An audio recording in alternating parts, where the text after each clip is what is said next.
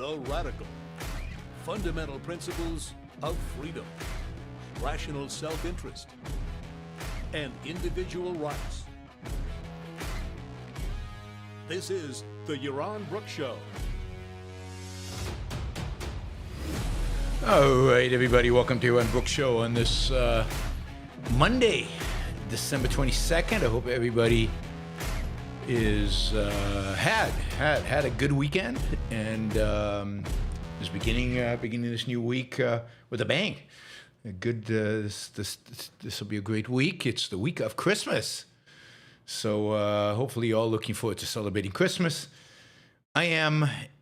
We've got shows all through the week except on Christmas Day.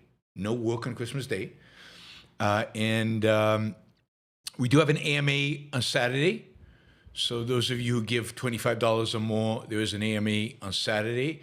So please note that. No show on Sunday. And we've got Nikos on Monday.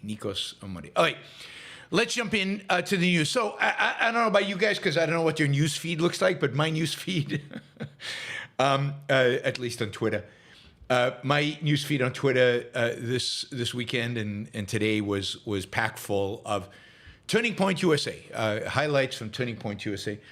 Indeed, this is quite an event because you got all the leading conservative pundits, leaders, if you will, political leaders, all the way up to J.D. Vance, all coming and speaking to an audience of thousands of people committed to the MAGA conservative ideas.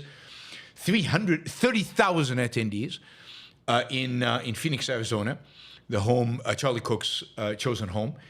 And it was a raucous event. And there were a lot of people. We talked last week about, they had Ben Shapiro and Tucker Carlson the same day with, what's his name, the British comedian right in between. But since then, a lot has happened. Since, everybody's forgotten about Ben Shapiro and Tucker Carlson since then. Well, no. I mean, there's still lots of commentary. And it's going to continue because the Civil War, there was a real war. I'd call it intellectual, but it's at such a low level that it's not really an intellectual. It's not really an intellectual debate. But there is a civil war within MAGA, within Turning Point USA, about how broad of a tent they want to have. Should that tent include Nick Fuentes? There's some agreement there, maybe not. Tucker Carlson, most people, we should include him. Candace Owen, now that we're split, we don't know. So we're going to talk. We're going to talk about a lot of that. But also, I'd say some of the main themes that animate the modern conservative movement, that animate MAGA, came across. There was a big emphasis on certain ideas. Again, calling them ideas is stretching the concept of an idea, but okay, we'll give them the benefit of the doubt. And that's really where, I want to talk about. So I want to talk about today. We'll talk about coming out of this conference, Heritage Americans. And I'm going to show you a clip of Vivek addressing this. He does he does a reasonable, reasonable for the context, pretty lame philosophically, ideologically, but he does a reasonable job addressing these issues and some other issues which are pretty good. But then he also has to cower a little bit because ultimately, he's running for governor in Ohio. He can't alienate too many people, particularly not Trump. So we'll watch that. We'll watch a segment from J.D. Vance's speech about tying, the big question, the big intellectual question. I mean, this is the key. The big intellectual question that MAGA is facing, that the conservative movement is facing, that national conservatism is facing, the whole conservative movement is facing right now. I mean, some of them, I think old line conservatives know the answer to this, but the modern conservatives, particularly young people, the big question is, and I'm just asking questions, by the way. The big question is, what does it mean to be an American? What does it mean to be an American? And I have to say that there is massive confusion about what they're even talking about, because they don't even know what they're talking about. And we'll get to that. We'll get to some of the gotcha contradictions, gotchas that each side of this debate has. Is it ideas?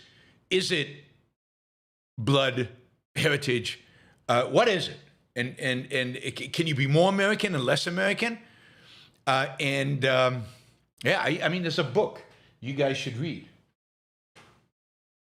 Yeah, it's called A New Textbook on Americanism, right? This is the book, right? This is Ayn Rand's.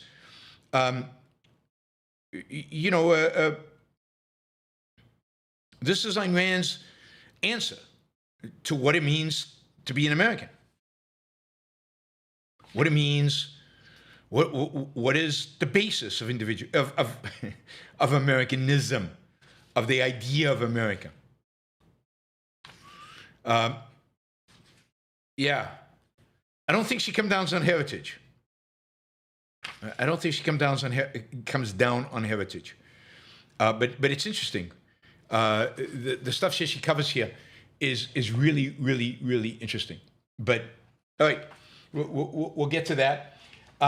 So we're going to talk about that. And let's see, what else do we want to talk about? Yeah, we're going to talk about that. We're going to talk about Christianity, because J.D. Vance comes out and says, well, to be an American, America is a Christian country. And here's all the Christian things the Trump administration has done. We'll talk a little bit about that.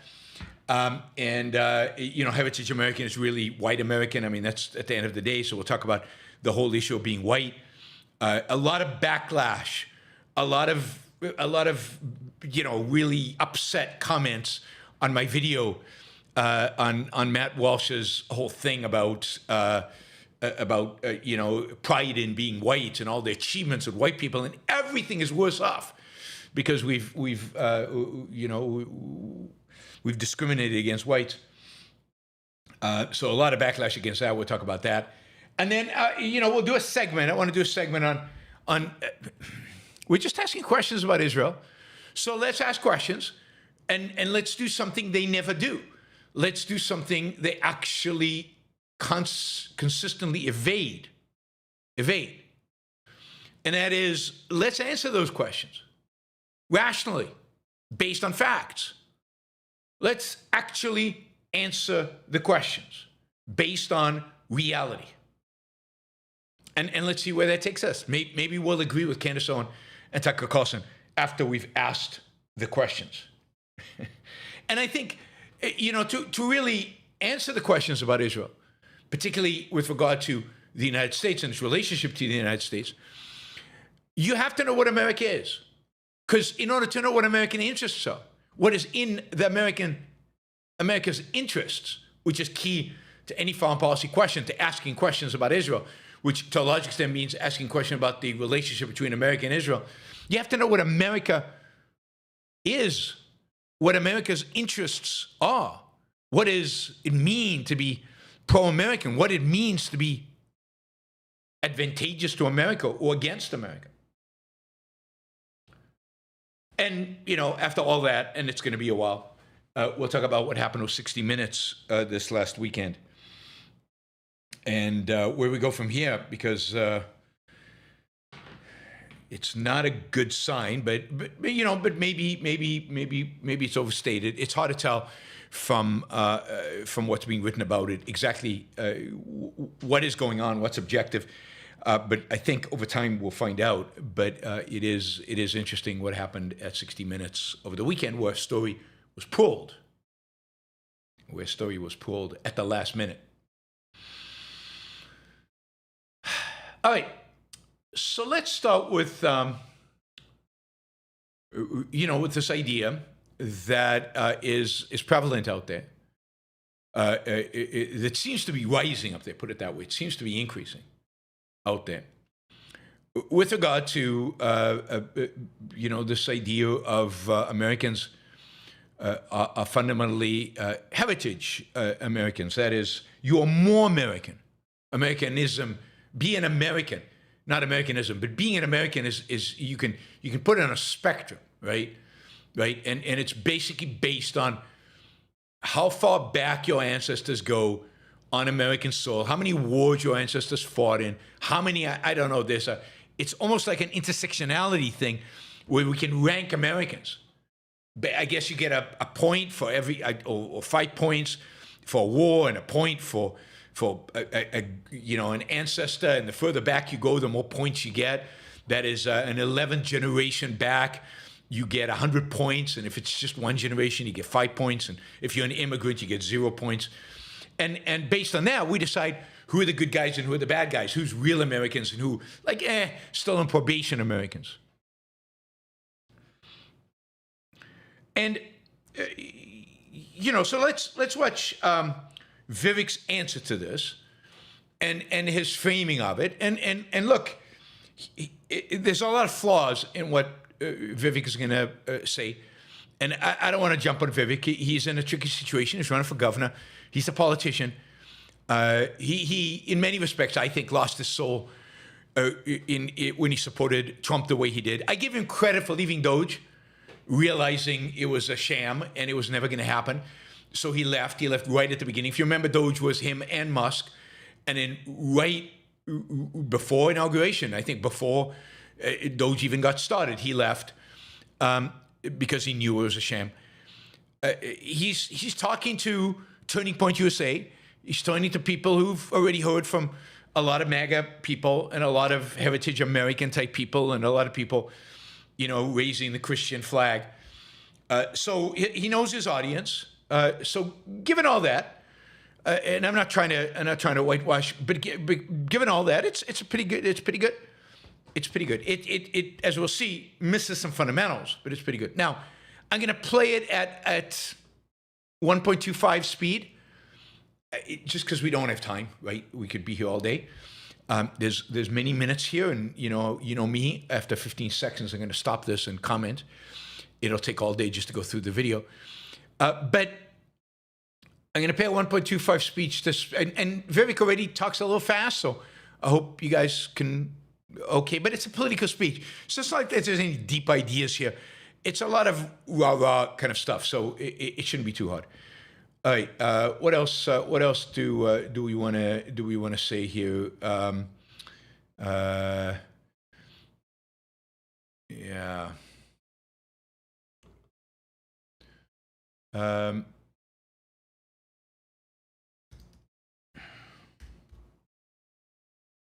All right. Let's play this. Let's see. All right, here we go.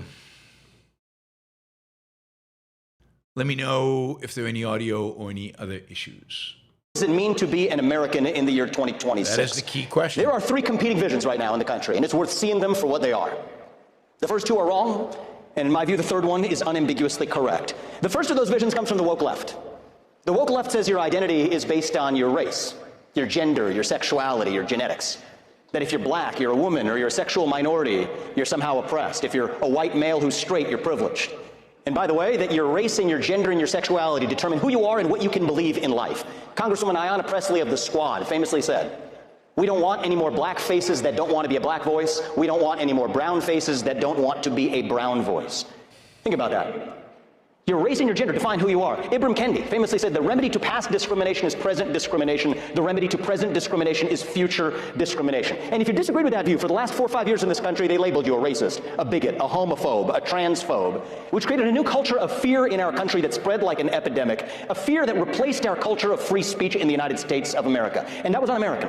And we defeated that woke left at the ballot box last year when we sent Donald Trump back to the White House in November of 2024, thanks to the efforts of Charlie Kirk, perhaps more than anybody else in this country. He's a good politician. So that's the woke left's vision, and they get it wrong. And note that that's right. That is the woke left's vision of what it means to be an American. It is an identitarian racist vision of what it means to be an American. It's an identitarian racist vision that when they were making it for years, going back to 2015, 2016, 2017, since I've had this podcast, really, I've been saying to the left, beware. Because this racist vision is only going to wake up a significant proportion of white Americans, is only going to wake up a significant proportion of people that you are attacking. They have a history of racism. They might resurrect that racism. You are giving them an okay. You're giving them a thumbs up. You're giving them an okay to resurrect that racism. And whether you like it or not, they are still the majority in this country. So the response to this kind of identitarian leftism will be right-wing identitarianism. And I was told by many of you on the chat, maybe not you here live now, but many people on the chat, that will never happen. Oh, no, no, no, no. The right is not identitarian. The right is not racist. The right is pro-individual rights, individualism. This is America, after all. They will never succumb to racism in response. And I said, yes, they will. And I was right. Again, another one of those many, many, many occasions where I have been right. The response of the right has been to embrace identitarianism. That will be his example number 2 of what it means to be an American. Identitarianism throughout, and indeed, Matt Walsh's whole thing about white men and we built this and we created that and white men did this and the world is worse off if you discriminate against white men, and I'm proud of, we should be proud of, being white men. Yeah, it's a direct response to the left. Absolutely. I acknowledge that. There's no question about that. But you basically bought into all of their assumptions. You bought into their rhetoric. You bought into their racism. You bought into their bigotry, and you've embraced it. You've made it part of you. And in that sense, as really always happens, the left has won. The left always wins. The left won on welfare. The left won on regulation. The left won on the welfare state, the regulatory state, everything to reduce individual liberty. The left has won. The right embraces all of those. Who's the biggest defender of Social Security and Medicare today? It's the right. That means the left won a long time ago, and now they've won on racism. Their intersectionality is victorious. We all embrace that. I mean, not we all, the people on the right have all embraced identitarianism. Oh, you want to claim black pride, so here's white pride in your face. Instead of saying, there is no such thing as black pride. There is no such thing as gay pride. There is no such thing as pride in somebody else's achievements. There is no such thing as pride in the color of your skin. That's stupid. Color of your skin is not an achievement. You should be proud of achievements. You should be proud of what you have done. You should be proud of your successes. You can't be proud. I'm not proud of the Founding Fathers. I admire them. I think they're some of the greatest human beings, in spite of their flaws, who've ever lived. And I thank them for what they did. And I will bet you anything you want, I have a greater appreciation for the Founding Fathers than their great-great-great-great-great-great-great-great-great-grandchildren who think that they should be proud because they're an ancestor of, I don't know, John Adams. They cannot be proud of that. It's fake. It's fake. It's make-believe. It's delusional. It's pretend. And stating your pride in your ancestors empties your capacity to be proud of yourself. Empties your capacity to have self-esteem, because it's a rejection of self. I'm just a bunch of atoms. I'm just a bunch of genes that happen to have this particular lineage.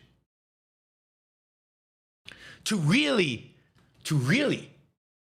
have a connection with the Founding Fathers, one must understand them. understand their achievement, appreciate their achievement, be thankful for their achievement, and build on it by living the kind of life that the country they created, deserves or makes possible. Put it that way. Makes possible. Living the best damn life you can. So, the left, in a sense, started it. Of course, racism has a long tradition in America. It really is its original sin. It really is, a foundational challenge to this country.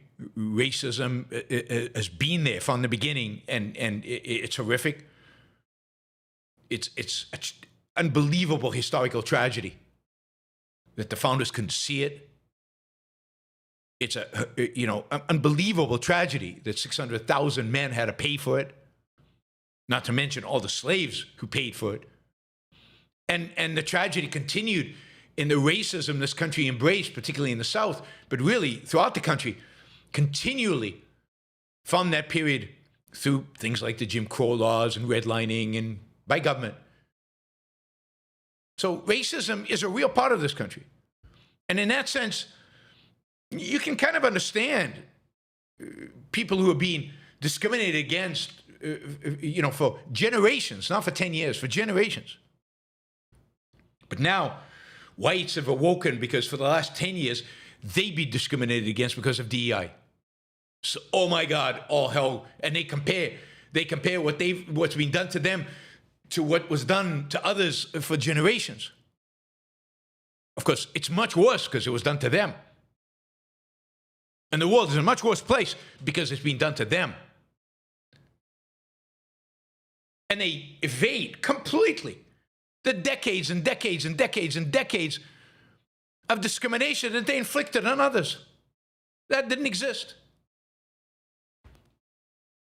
So, yeah, one discrimination does not justify another. And there's no justification for DEI. But stop complaining, get rid of DEI, and move on. All right, I moved away from Vivek.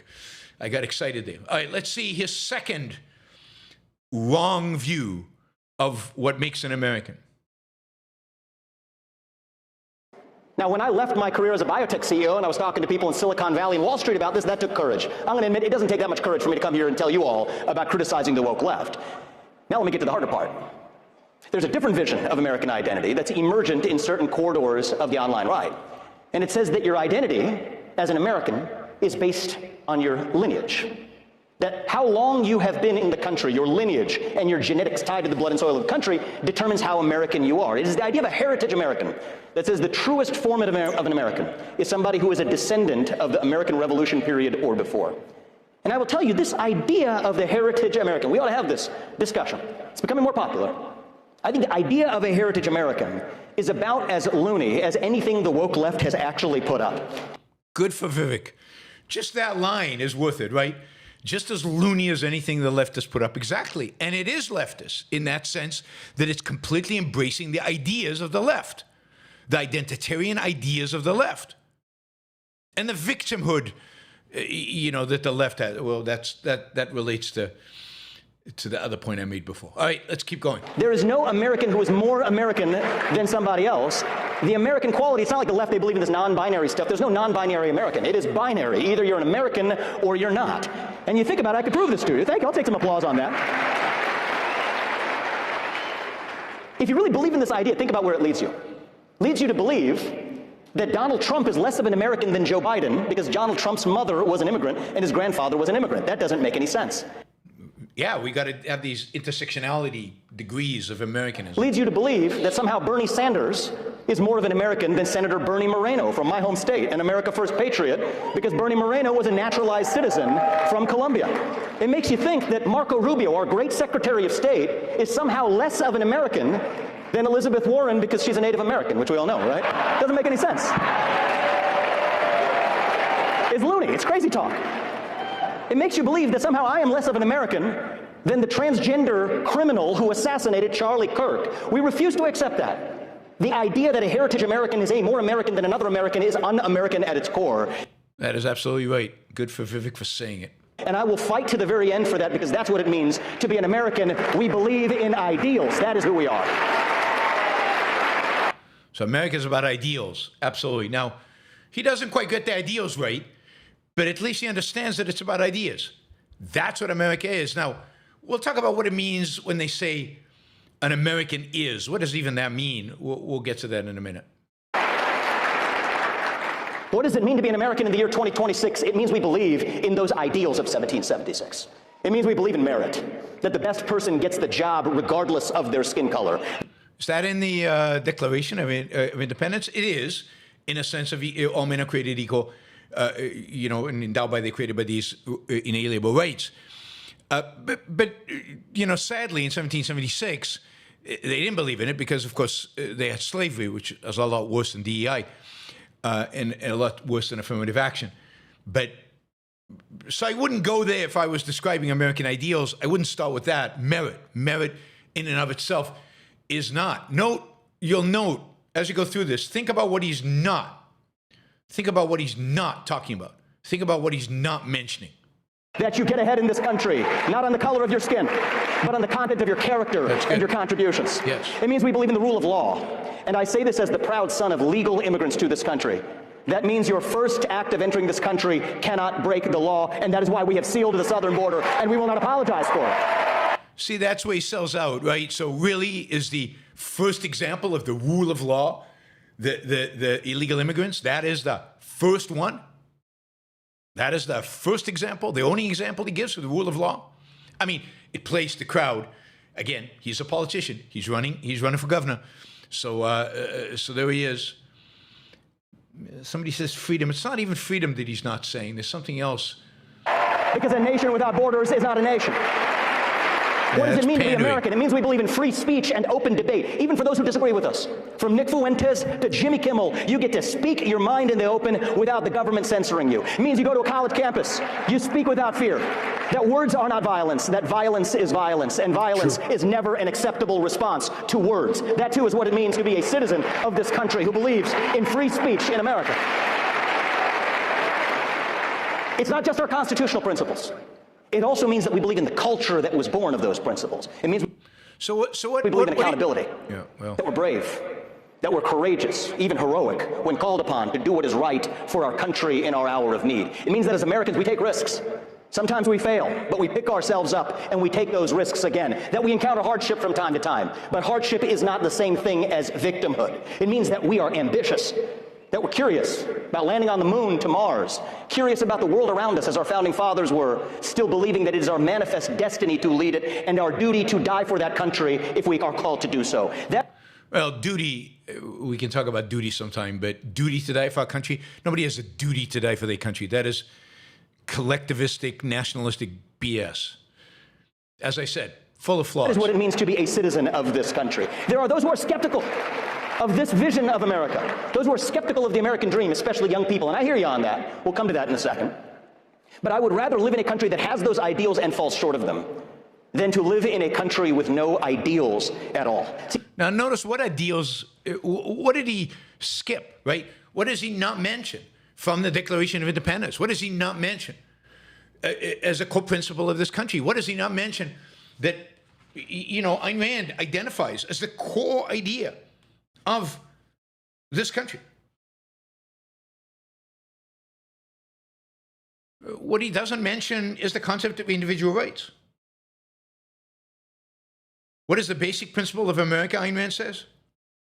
The basic principle of the United States of America. This is from the textbook of Americanism, edited by Jonathan Hoenig. You should all have a copy of this and read it. The basic principle of the United States of America is individualism. America is built on the principle that man possesses inalienable rights, that those rights belong to each man as an individual, not to men as a group or collective, that these rights are unconditional, private, personal, individual possessions of each man, not the public, social, collective possession of a group, even if that group happens to be heritage Americans. That these rights are granted to man by the fact of his birth as a man, not as an act of society. Ooh, that means immigrants. even those who might be, quote, illegal, might have rights. Might have rights.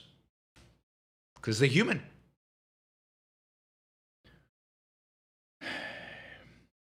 That men hold these rights, not from the collective, nor from the collective, nor from the collective, nor for the collective. So, not from the collective, not for the collective, but against the collective, as a barrier which the collective cannot cross. That these rights are man's protection against all other men.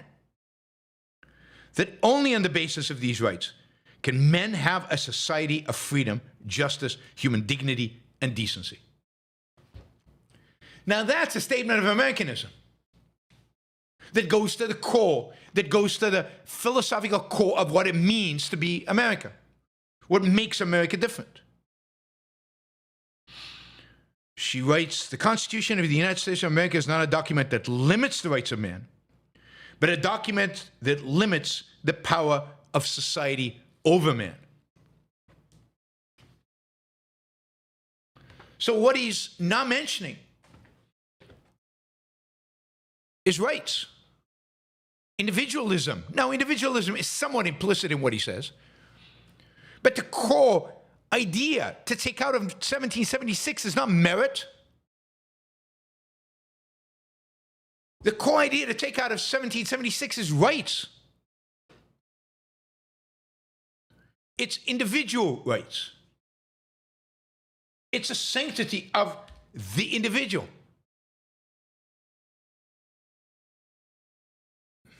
And it's what conservatives today cannot even say.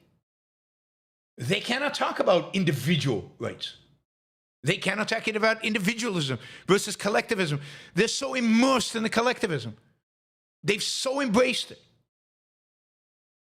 And when you embrace a little bit of collectivism, ultimately, it'll chip away at your ability to think about individualism, to think about individual rights. And over time, you will become more and more and more of a collectivist. And that's where we are today. Today, the conservative movement has embraced whiteness. It's embraced heritage. It's embraced their genes. That's what it means to be an American. Now, we'll talk about this idea of, is being an American binary, and in what sense that is true or false, right? Well, let's do it now. So, one of the criticism of Vivek, he said, if you believe that you have to have a heritage, then what that means is that Donald Trump is less an American than Joe Biden because his mother was an immigrant, right? So it's binary. Here's the response of people that are struggling with this idea, right? Struggling with this. Here's Chris Rufo, right? Chris Rufo writes, I'm not persuaded that America is purely a creedal nation, but the argument here seems to point towards radical conclusions. Are Mayflower wasps who believe in DEI not American because they don't accept the founding ideas? Should we strip them of citizenship? Interesting question. What do you mean when you say an American? Do you mean a citizen? Well, then that's a legal definition. You're a citizen of the United States if you have a U.S. passport. In the world in which we live today, a U.S. passport makes you an American citizen. That's it.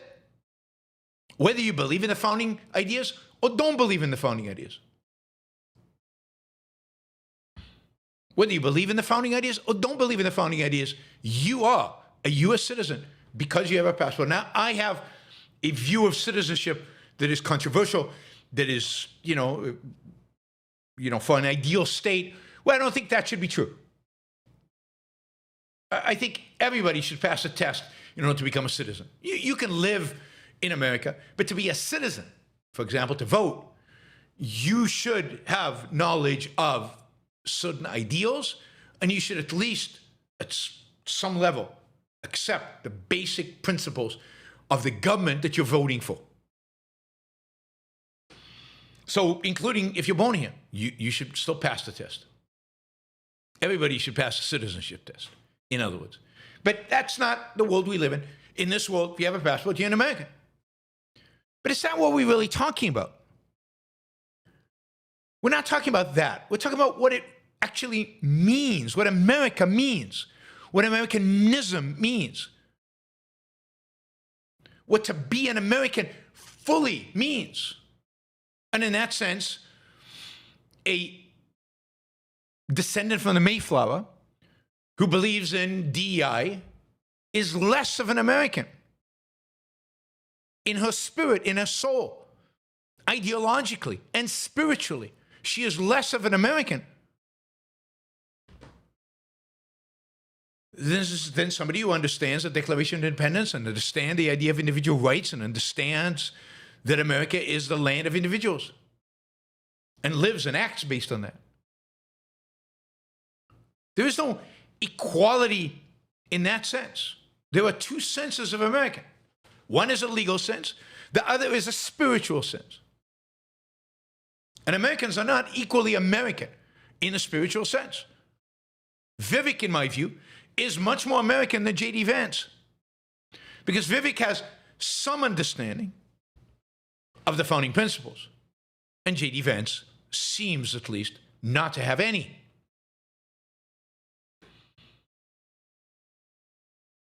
Elizabeth Warren is far less of an American than I am.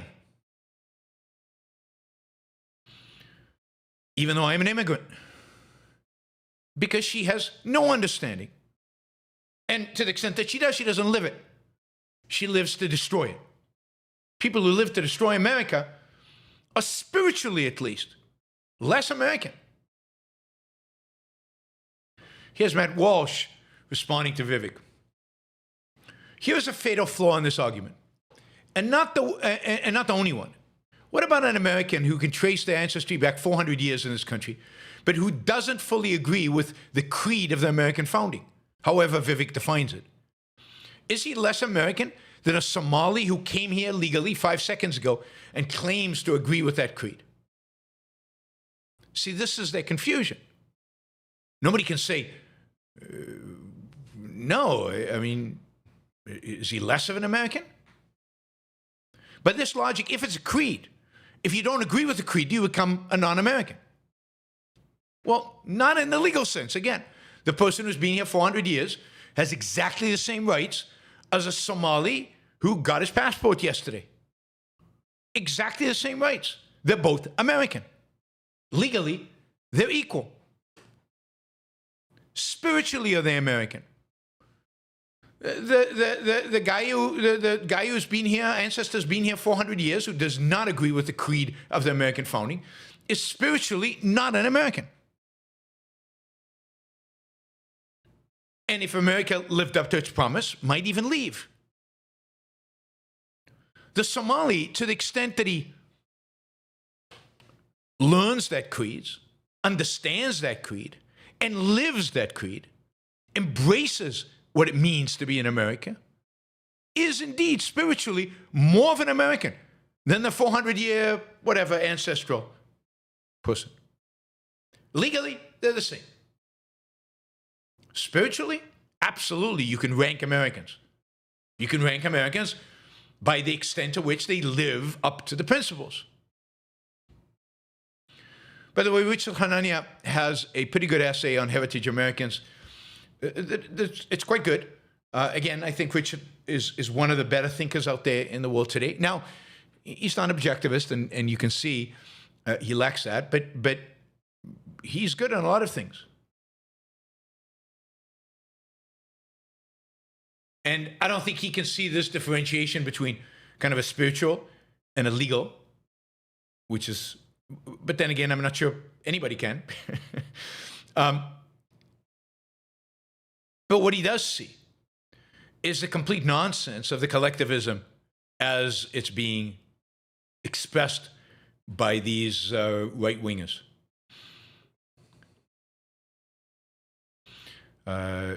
as part of his attacks on this heritage Americanism, he's been quoting Ayn Rand.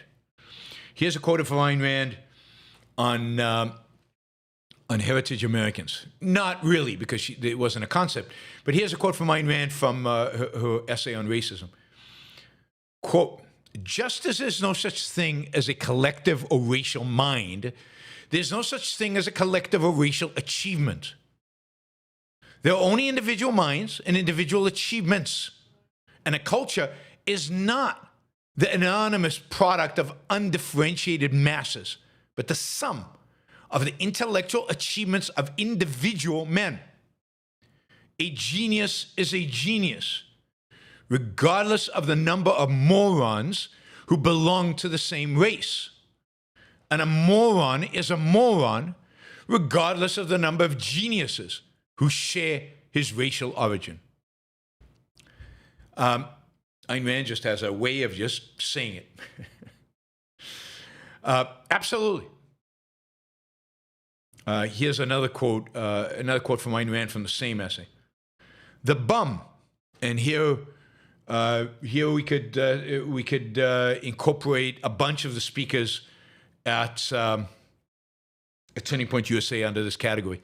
"The bum who boasts that his great-grandfather was an empire builder, or the small-town spinster who boasts that her maternal great-uncle was a state senator and her third cousin gave a concert at Carnegie Hall, as if the achievement of one man could rub off on the mediocrity of another. The parents who search genealogical trees in order to evaluate their prospective son-in-laws. All these are samples of racism." So when I called Matt Walsh racism, I was using Ayn Rand's approach to racism. When you take pride in achievements of other white individuals who happen to be white, you are being a racist. All right, how are we doing on time? Oh my God. I've already got 45 minutes just on this. And I, all right. I think, what did I want to, I wanted another segment of Vivek, and then we'll move on. Today's show is going to go long, so please consider supporting the show, because we're going to go into the third hour easily today. So let me go to 11:37, one second.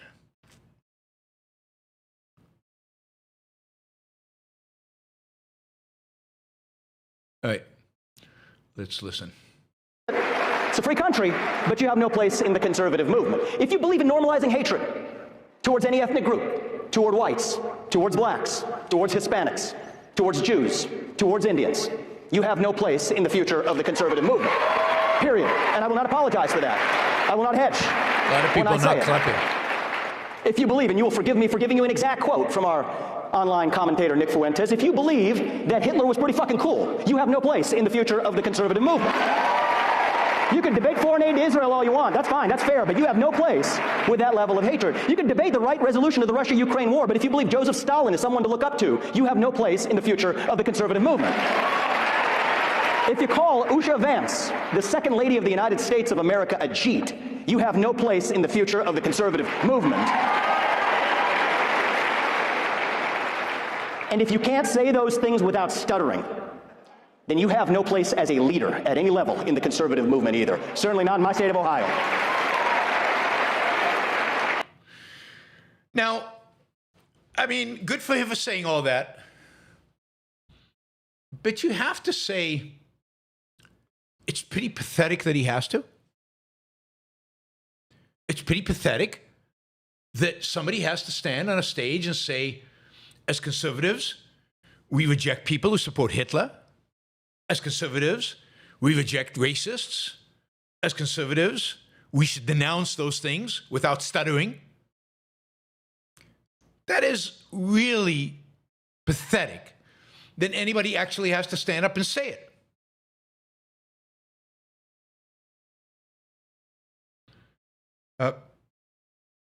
we really are in a very strange place in America today. A strange place where we are seeing something that I think many of us thought was gone. Racism. I mean, 10 years ago, I don't think this was in the cards. I don't think very many people saw this. Or maybe 15 years ago, maybe 10 years ago, I could see it. 15 years ago, I couldn't. That racism would become the central focus on the left and on the right. That racism would start to define the politics of America. That the vice president of the United States couldn't condemn somebody in a speech who called his wife a Jeet. Although he did, in an interview, say, it's my family, so I'll protect them. So he's out. Nick Fuentes is out, that J.D. Vance said. But then when it comes to Tucker Carlson, he said, look, he has a big audience, and he's my friend, and all this stuff. And he didn't say that, so he's a good guy. He's in.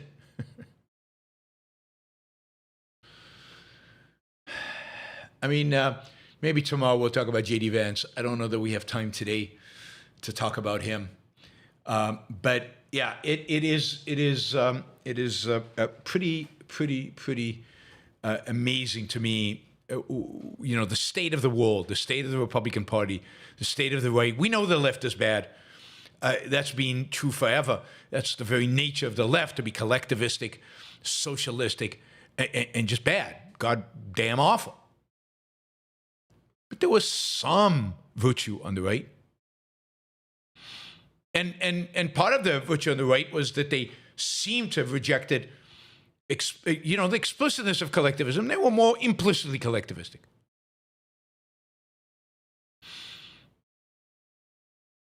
More implicit.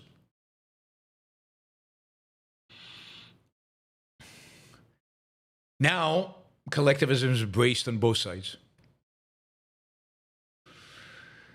I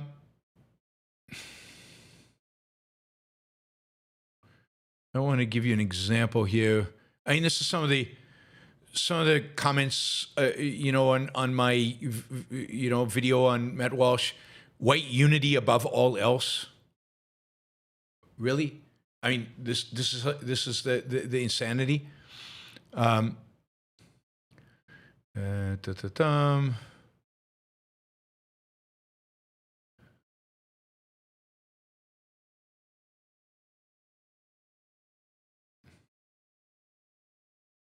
Yeah, other people are trying to claim that Matt is not actually praising people for the color of their skin. He's not taking pride in it, but he is. He says it explicitly. Explicitly. Somebody else says, no one is arguing that skin color determines things. If I go to a tanning salon and get darker skin, it doesn't make me dumber. Well, in your case, John, maybe it does. Skin color is an aspect of race, which is meaningless, right? It's a meaningless concept. So it's an aspect of what? Of your genes, which make you what?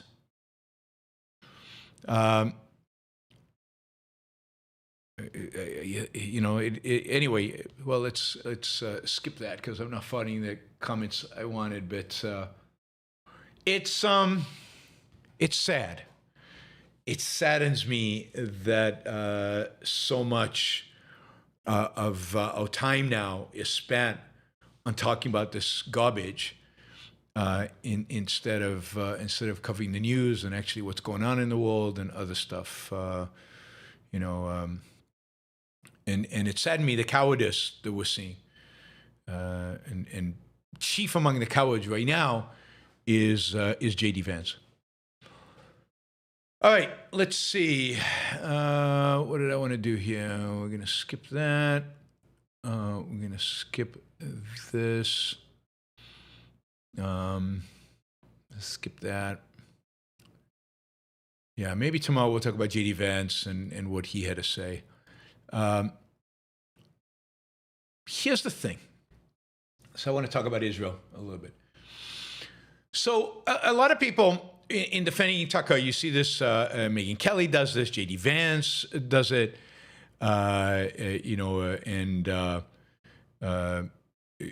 constantly. And others think it, look, all Tucker Carlson is doing is asking questions about Israel. He's not an anti-Semite. All Candace Owen is just, she's asking questions about the Jews. She's not an anti-Semite. It's just questions, right? It's legitimate to ask questions. And Tucker Carlson keeps asking, look, I don't hate Israel.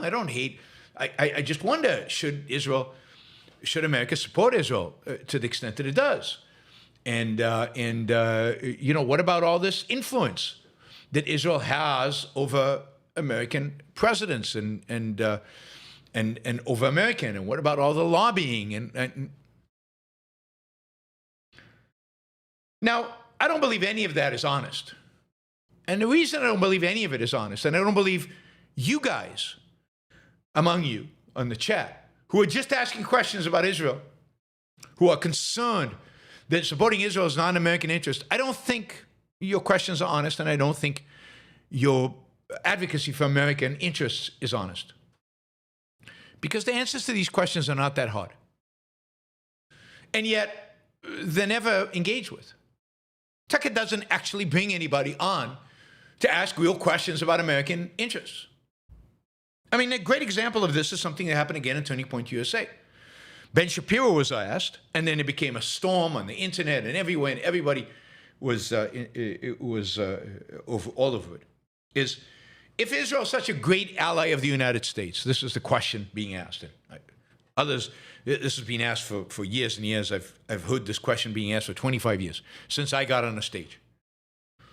If Israel is such an ally of the United States, how do you explain the bombing of the USS Liberty in 1967 during the Six-Day War by the Israeli Air Force? It was a U.S. ship. It was bombed. And there were casualties.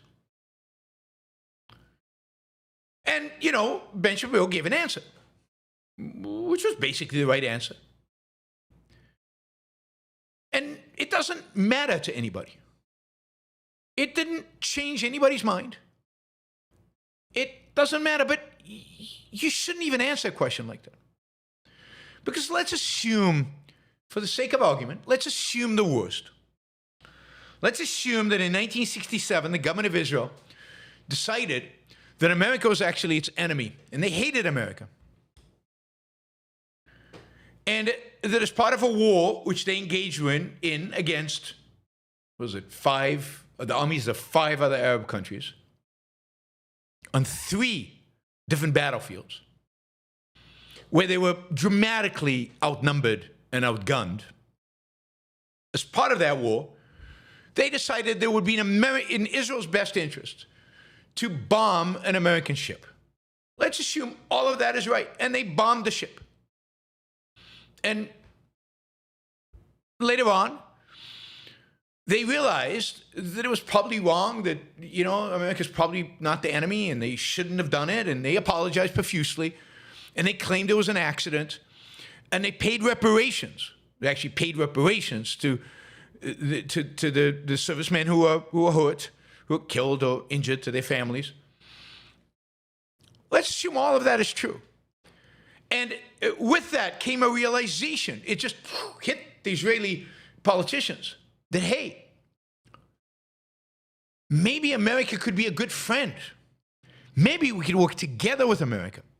Maybe we could support America and get America to support us.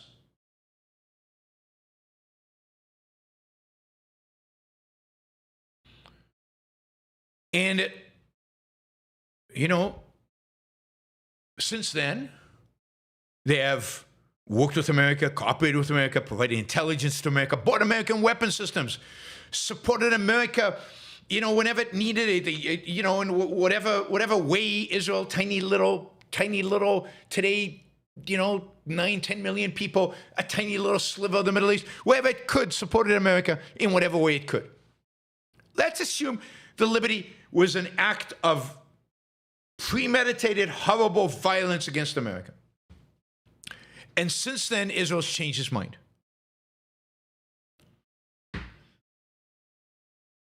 Does that make Israel a villain that we should turn away from today? Does that make Israel against American interests to support? Israel does not buy American weapons with money America gives it. Some. America gives it $3.8 billion, which it uses to buy American weapons. But it buys more than $3.8 billion worth of weapons. It spends its own money buying weapons. Indeed, has since America started selling it weapons, I think in 1962 for the first time, but really only after 1967. And think about this about the USS Liberty. Imagine the story is true that Israel did it purposefully because it hates America. Why is it that before 1967, i.e. before the bombing of the USS Liberty, America basically had an arms embargo on Israel? From 1948, from the establishment of the State of Israel till 1962, America sold no weapons to Israel. Zero, nada, zilch.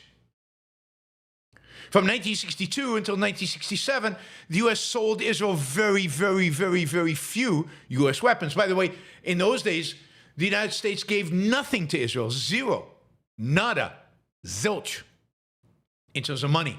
So all that, weapons that Israel bought from 1967 on until really, I think, the peace agreement with Egypt in 1979, all of that was Israeli money buying American weapons. Now, think about, why would it be, if Israel did that out of malice, did America start supporting Israel in 1967? Because the Johnson administration and then the Nixon administration were just idiots and they didn't care?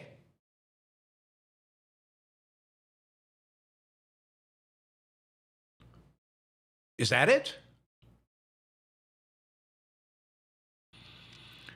No, because they acknowledged, as two investigations by the U.S.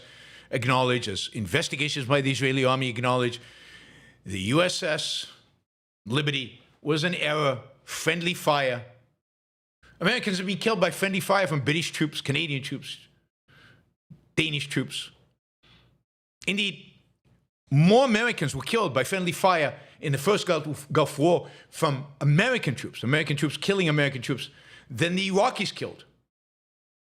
Friendly fire happens all the time in war. Israel has apologized, paid reparations, investigated. Friendly fire happens.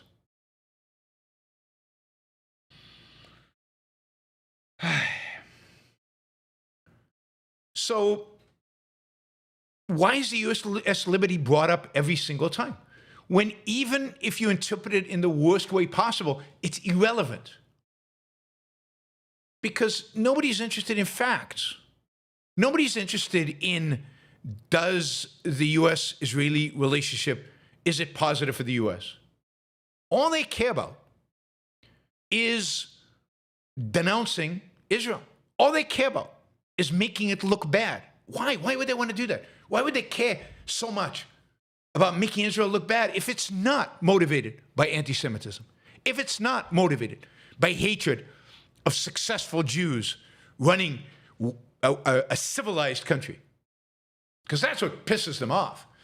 What pisses people off more than anything is not just Jews. It's successful Jews who have the audacity, or in Hebrew we say the chutzpah, to defend themselves and to be good at it and to crush their enemies. How frigging dare them, they? Anti-Semitism lies behind all these asking questions. Let's take another question. Take another question. I don't know, and you guys ask me questions about questions that Tucker Carlson might ask about Israel. Questions, right?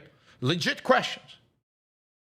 Should we be supporting, is our relationship with Israel $3.8 billion? That's a lot of money. That's a lot of money. It is.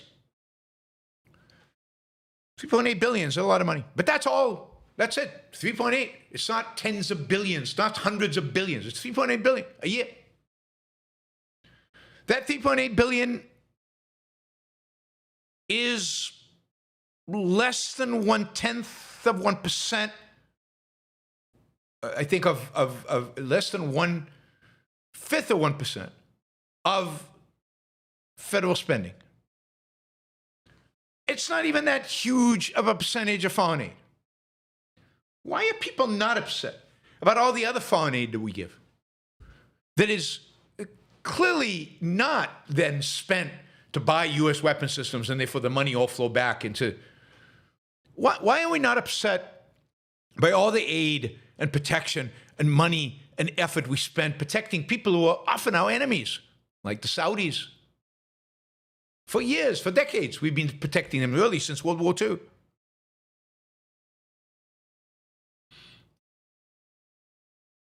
What is it about the peace Israel gets versus what everybody else gets that makes all the focus on that and none of the focus on the rest of it? And why is it ignored that it's small? 3.8 billion a year is a lot of money for me, for you. It's not that much in the full context of how much the U.S. government spends. And all that money comes back into the United States in arms purchases. Why is that never talked about? And you know what? I'm quite happy to say Israel shouldn't get a dime. It shouldn't get a dime. If you're willing to stop giving any money to Egypt and Jordan and all the other Arab countries and all the African countries and all the Asian countries and everybody else. I'm quite happy to make foreign aid zero. Zero. Including Israel. Why isn't that the discussion? Why isn't the discussion about foreign aid? Why is it about Israel? Well, because there's clearly a bias against Israel. There's clearly a hatred of Israel.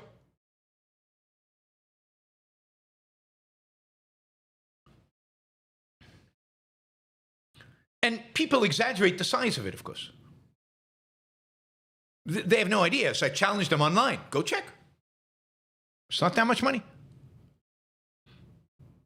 U.S. annual budget is $7 trillion. You do the math, and 3.8 out of 7. It's less than 1/10 of a percent. It's not 100th quite, but it's anyway, 1/2 of a tenth.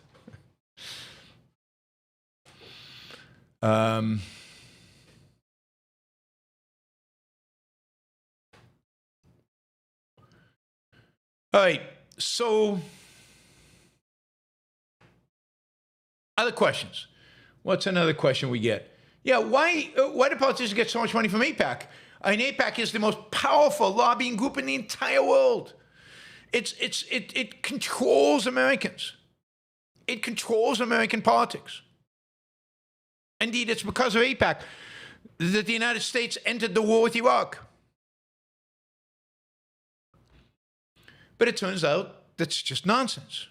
AIPAC is a big lobby. They lobby like a lot of other organizations. They spend a lot of money, just like lots of other organizations spend it. But the reality is the Qataris, Qatar, remember Qatar? Qatar?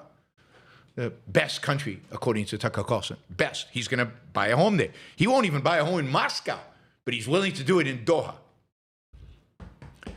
Qataris spend more money on lobbying. Much more. And they spend a huge amount of money on American media, on paying certain podcasters, on endowing lots and lots of universities with huge amounts of money, often on the condition that they don't say anything negative about Qatar, and these universities agree. They fund Middle East studies program all over the place. And yes, our politicians get a lot of money from Doha, from Qatar. Why is that not mentioned in the same breath as AIPAC? What is different about AIPAC than all the other lobbying organizations out there? I mean, Israel does, to a large extent, Israel, the relationship with America is really, really important to them. Israel's survival is made much easier with a friendship with America. Why wouldn't you try to lobby for that? Why wouldn't you try to show people? But it's not that influential, because the other question that's often asked is, I have to say something about the invasion of Iraq. Israel actually told the United States not to invade Iraq. There would be a quagmire. There would not be good in the second time. And the first time, in 1991, when they invaded Iraq, when they kicked Iraq out of Kuwait, missiles were launched at Israel constantly. And the United States forced Israel not to respond. Israelis sat and just had missiles dropping on their homes. They didn't have an air defense system like they do now. And they couldn't send their own planes to go shoot the rocket launchers in Iraq because they had promised. Oops, no audio? No audio, guys? Lincoln says no audio. Is that his problem and his thing, or is that a problem with all of you? 1, 2, 3, audio. Anybody else? Yeah, everybody else hears me fine. All right. Israel sat on their hands because the Americans asked. What other ally would accept that? I mean, I was hugely critical of the Israelis at the time. I thought it was pathetic that Israel would do that. Israel didn't encourage the United States to invade Iraq. It wasn't in Israel's interest for Iraq to become a dependency of Iran, which Israeli intelligence predicted.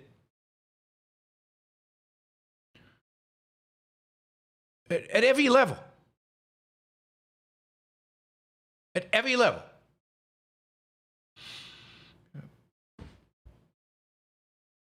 Israel has supported the United States, not hurt it.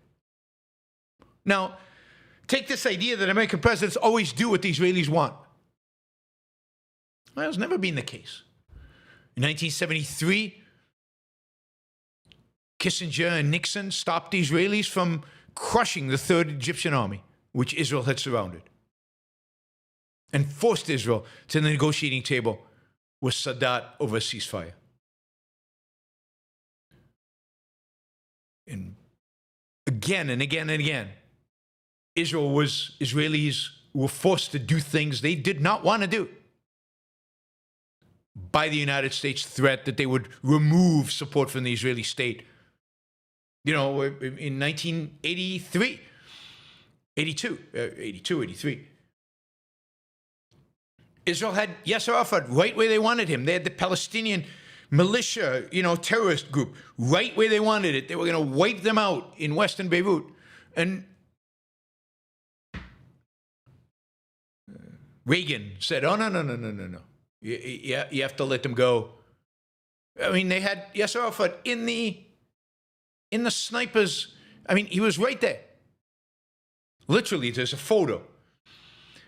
And they couldn't pull the trigger because they promised Reagan.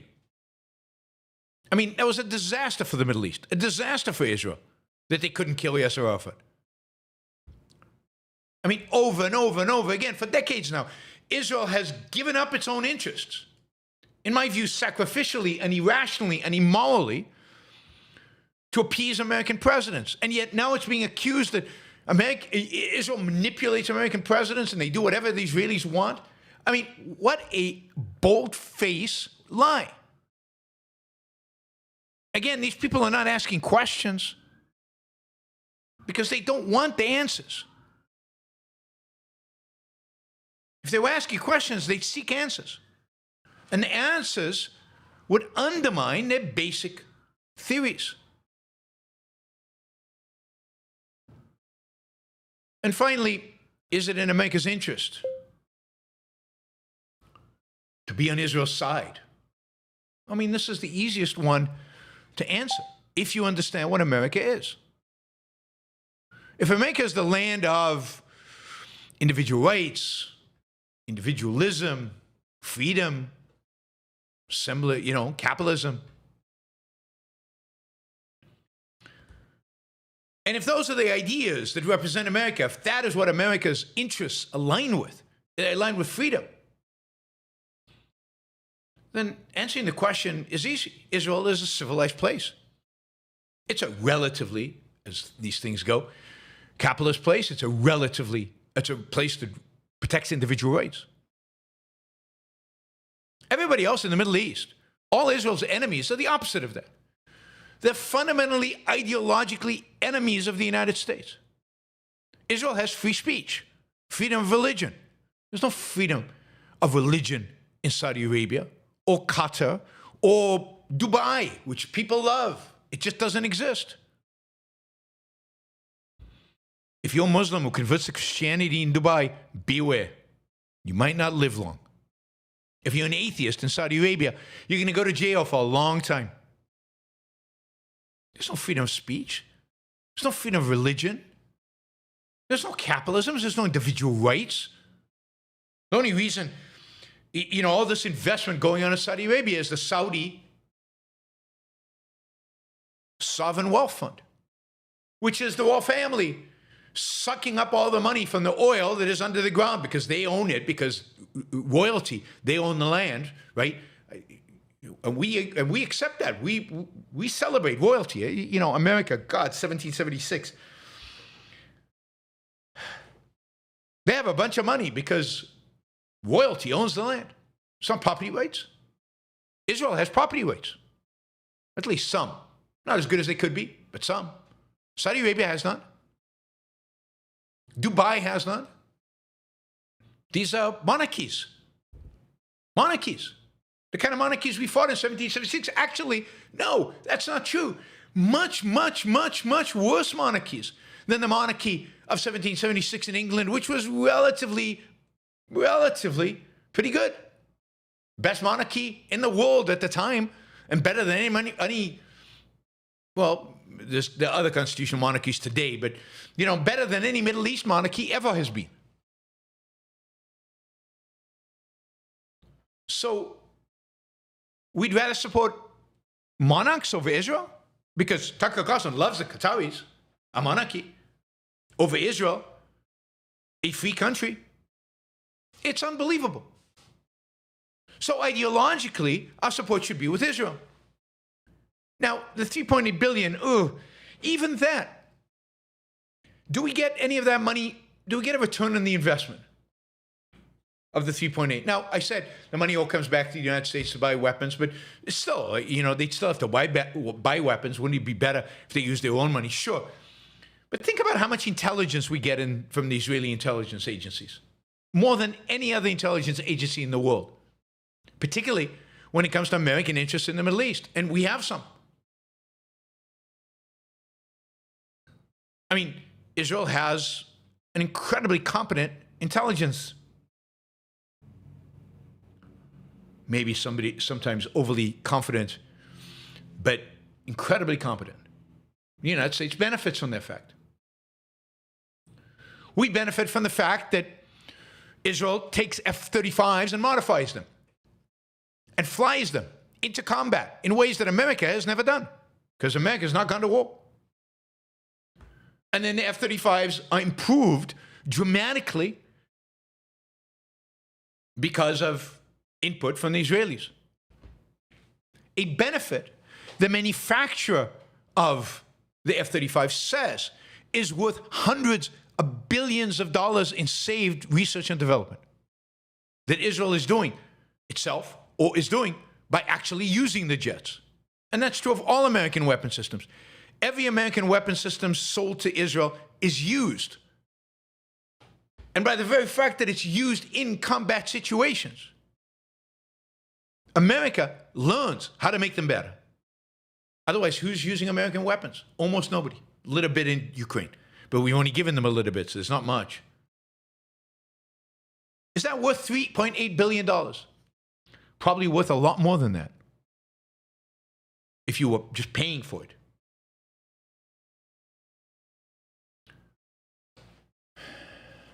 So it is in America's interests to ideologically, morally support Israel. It's even arguably in America's interests to financially support Israel. But, I'm quite willing to go to zero there. And it's not in American interest. It's actually antagonistic to American interests to support Qatar and UAE and Saudi Arabia. All we want from them is oil. And we don't even need that much oil anymore because we're pretty self-sufficient. So as long as they continue to stream into the world markets, which they have an interest in doing, they only source of income for them. What do we have to have good relations with them for? The whole thing is inverted. The whole perspective is inverted. The United States should support Israel and be proud of it and state it proudly. Israel is a bastion of Western civilization, a bastion of American civilization in the Middle East. Not the Saudis, not the Qataris, not the UAEs, not the Dubais. Israel, a bastion of American civilization in the Middle East. It's the most American country in the Middle East. In attitude, in culture, in every respect. And it fights, and this is an important point that's almost never made because Tucker Carlson doesn't view Islamism as an enemy. But Israel is fighting America's war. Israel is fighting America's war. America is at war with Islamism, whether it knows it or not.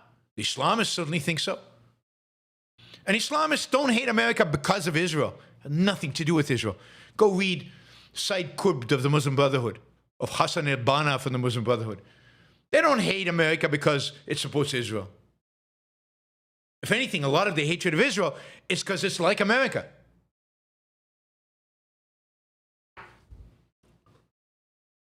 So Israel is fighting America's war. It's fighting the same enemy. And yeah, America doesn't want to recognize it. That's shame on America. But it should at least appreciate what Israel is doing and the extent to which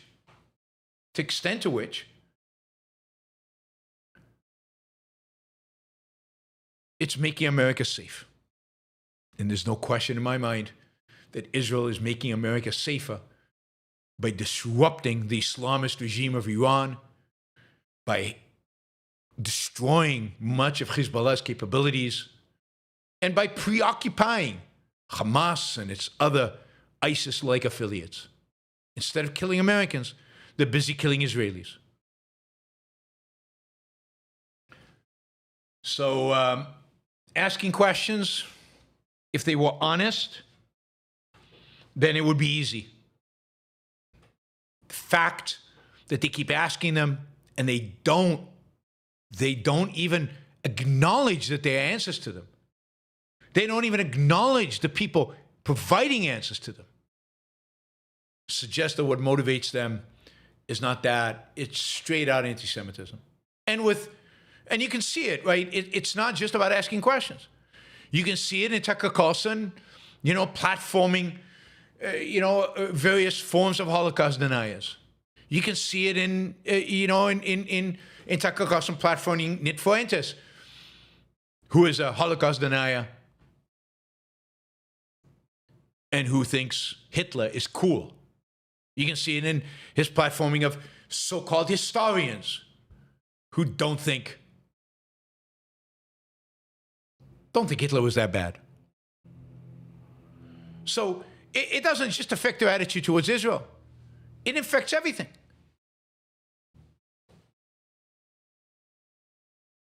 I mean, Tucker is obsessed with Israel and constantly lies about Israel and Jews. He is not just asking questions. He is and needs to be called out for being an anti-American, collectivistic, tribalistic anti-Semite. Indeed. He was, named, I'm not sure who named him, but somebody named him today Anti-Semite of the Year, which he I guess a group called Stop Anti-Semites named him anti-Semite of the year, and absolutely he deserves it. And, you know, people are platforming. I mean, he even suggested there was something wrong with Zelensky because, you know, Zelensky's Jewish.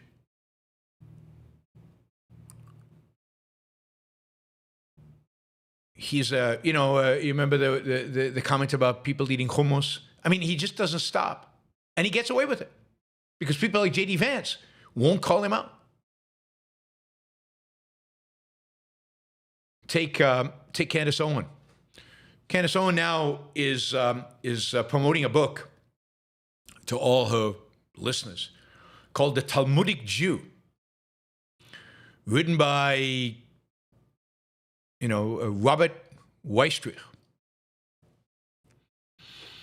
Oh, sorry, not written by Robert Weistrich. It was written by,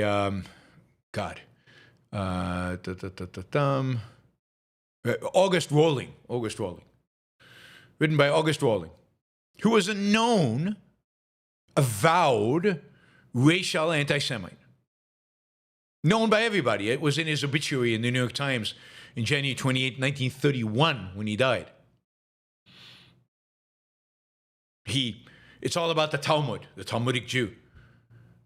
But he completely mistranslates passages, completely makes stuff up, drops all context. He claims that Jews kidnap and murder Christian children for religious purposes. I mean, these are Middle Ages, you know, fantasies. Christian blood is mixed into the matzah to sanctify the Passover ritual. I mean, this is the level, and this is the book she's pitching. Judaism obligates Jews to murder non-Jews when advantageous. And it goes on and on and on. You know, supposedly the Talmud has all this. But it's just, and of course this book is very hard to find because there's no interest in it, because it's complete anti-Semitic BS nonsense that's been refuted as if it needed refutation ever. It's completely discredited. People study the Talmud. There are plenty of Talmudic scholars out there that can refute this easily. But now it's selling.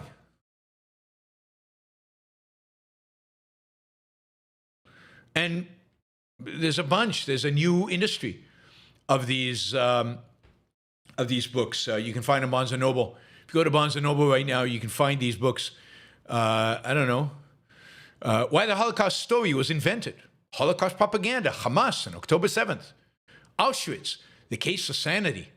One Man's Journey to Holocaust Denial. Auschwitz Lies. What do you think of the Jewish Holocaust? Historical hypothesis. It's a hypothesis.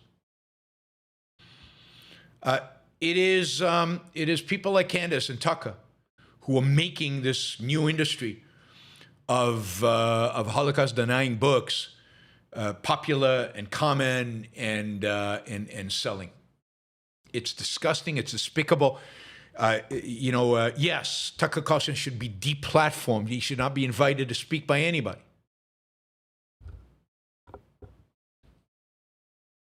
And Candace Owen, nobody should listen to her show. She is just the worst kind of anti-Semitic bigot. And yet, you know, they're not being denounced. And certainly J.D. Vance will not denounce them. Will not denounce them. I think that disqualifies him from being president of the United States, among many, many other things. All right, final story of the day. And Christian, if you're listening to this, make the two previous sections, they're long, but make them into separate videos. Let's put them out there and let's get people upset. 60 Minutes yesterday was about to air a their segment, a major segment, about the Venezuelans who were loaded up on planes and sent to this brutal, horrific jail in El Salvador.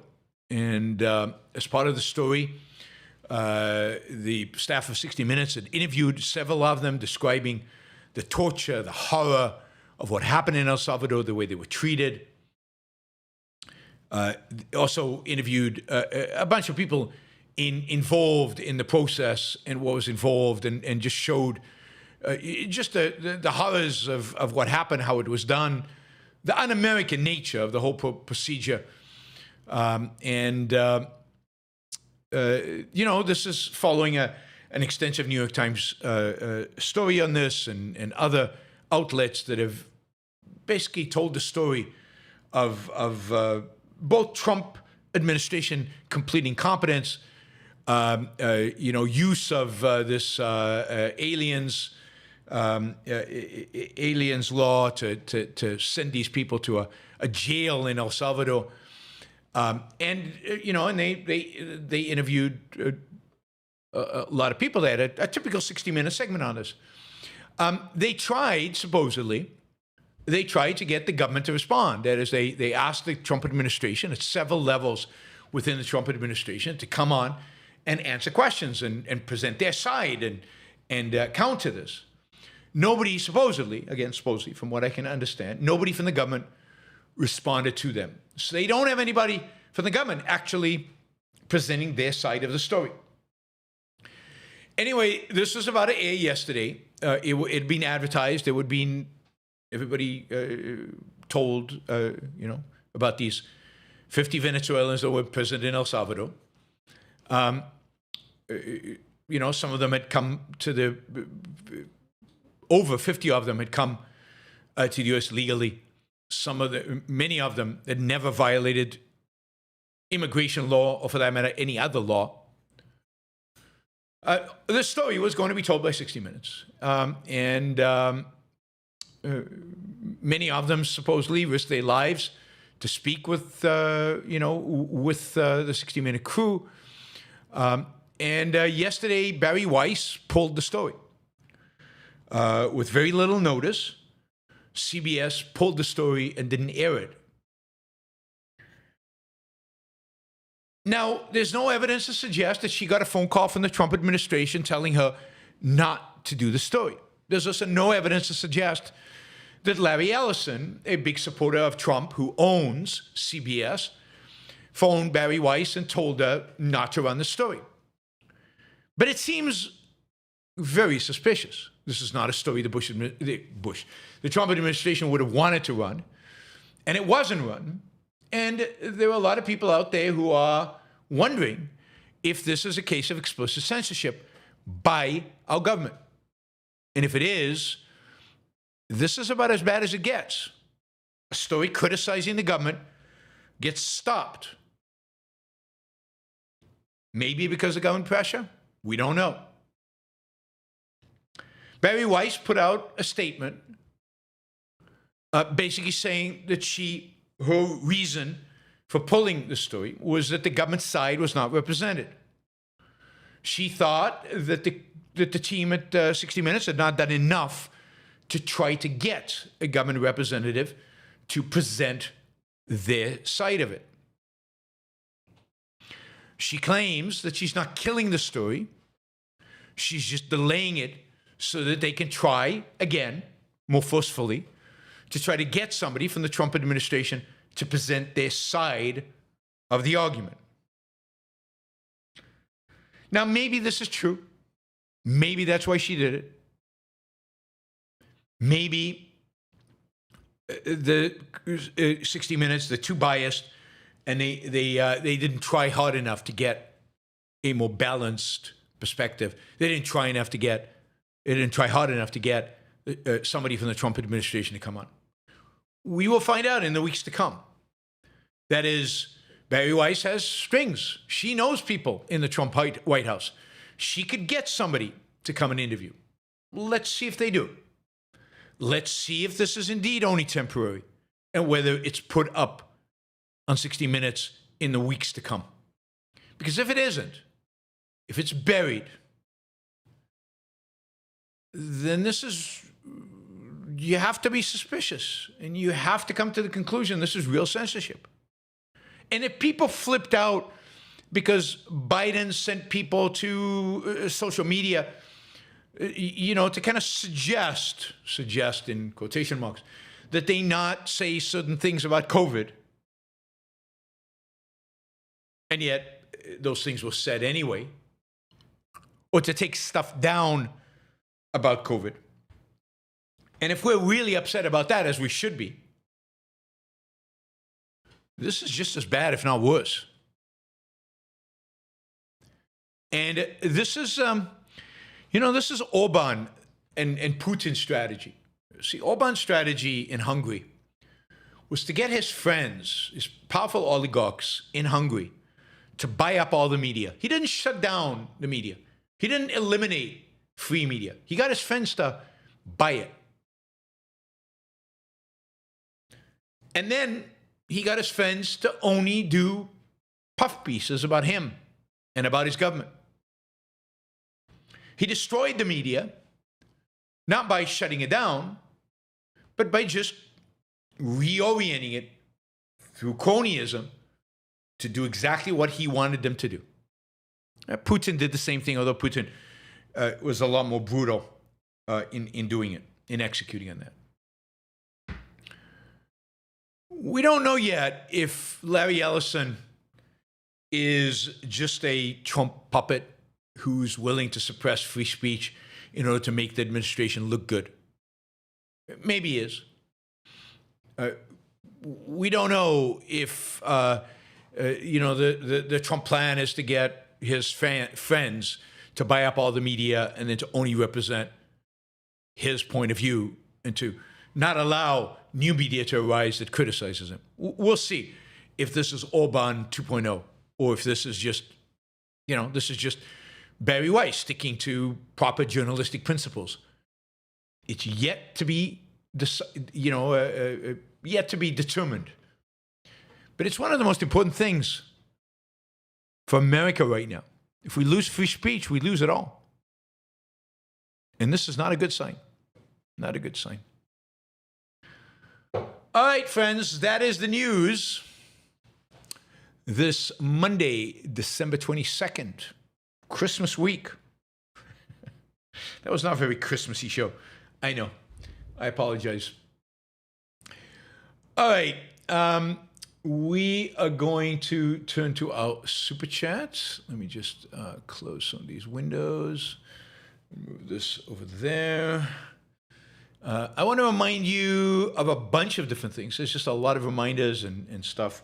So bear with me for like 3 minutes while we do this, and then we'll get to questions. And feel free in the meantime to ask more questions or just to support the show with a sticker. That would be great because, value for value. I do the show. You listen. You benefit.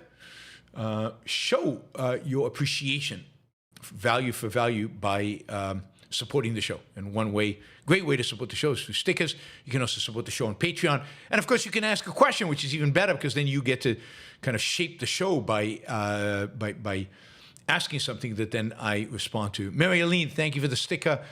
T.S. Khan, thank you for the sticker. Nature Observer, thank you for the sticker. Ooh, I missed one over there. Just above that. Oh, there's Roland, thank you. And let's see. Ollie H, thank you. Thank you guys for the sticker. And there's another one from John. Thank you. Let me remind you a few things. December 31st, we will have our year-end year-in review show, which is also a big fundraiser. Try to raise a lot of money for this show. Please consider showing up, even if you don't typically listen to the show live. Please consider being generous. We've had amazing fundraising shows the last 3 years. Hopefully this can beat those out in terms of the amount of money raised. So please consider maximizing, some of you who can afford it, to maximizing what YouTube will allow, which is $500. And if you'd like to do more than $500, which I know some of you have done in the past, please consider doing PayPal. Just put a note on the PayPal that it's for the New Year's Eve show. That'll be New Year's Eve, December 31st, from 1 p.m. Eastern Time onwards, and it will be at least 4 hours. I also want to remind you of the conference in Florida at the end of January. Prices go up December 30th, so I just want to remind you of this. If you'd like to come, and I hope you will, Harry Binswanger will be there, Peter Schwartz, I will be speaking, Gene Maroney, and a lot of other speakers, Don Watkins, Ellen Kenner, Shoshana Milgram, all be speaking. It's a fun conference. It's relatively small, and a lot of time to socialize, a lot of time to hang out with the speakers, and it's Florida. Florida in the winter is just amazing. It's sunny. It's warm, incredibly pleasant. Come on over. We'll have a good time. I promise you, good time will be had by all. And then, let's see, what else did I have? That is that. All right, I want to remind you of our sponsors, the Ayn Rand Institute, Ayn Rand ARI Live, which are courses, start in January. I'll be teaching a course on public speaking, available to all of you. You can attend live, you can listen to recordings afterwards, you can do homework, you can decide not to do homework. Although if you do my public speaking class, it would be great if you did homework. You get a lot more value from getting input from me than just listening to me giving input to other people. But you can do it either way. It really is. You're getting some of the best teachers in objectivism. I think you will deepen your understanding of the ideas, deepen your understanding of the application. In my case, deepen your ability to communicate these ideas by taking these courses. AynRand.org/start here. Click on the link about ARI Live and sign up for the courses. You got a discount code because you're listening to Yaron Brook Show, 26YBS10, 26YBS10. And we've got Michael Williams of defendersofcapitalism.com. Michael's a friend and a colleague, does amazing work defending capitalism. Check out defendersofcapitalism.com. And finally, Alex Epstein, who is the world authority on all things energy at a time where there's just craziness going on with with energy and where the Trump administration, maybe this is the one area where they're doing the most good, the one area we will most compliment them, to understand what exactly is going on, what is happening, what they're doing. Listen to Alex. Alex is amazing. AlexEpstein.substack.com, AlexEpstein.substack.com. All right. And finally, I'll remind you, Patreon. Sign up for Patreon. Become a monthly supporter. If you're on Patreon and for a free subscription to Patreon, I don't know what that gives you. Sign up with a financial support before the end of the year. Become a supporter of the Yaron Brook Show. It's not tax deductible. Sorry, I'm a for-profit, non-for-profit. But hopefully you gain value from the show, and hopefully it's worth something to you. Anywhere from $2, $10 gets you a what do you call it? A no ads version of the podcast, audio only. $25 gets you video on the AMA. $25 also gets you access to all the members-only shows in podcast form, rather than you can access the podcast of the members-only shows. All right, sign up for $25 or more. $500 would be amazing. If we got a few $1,000s, that would make my day completely.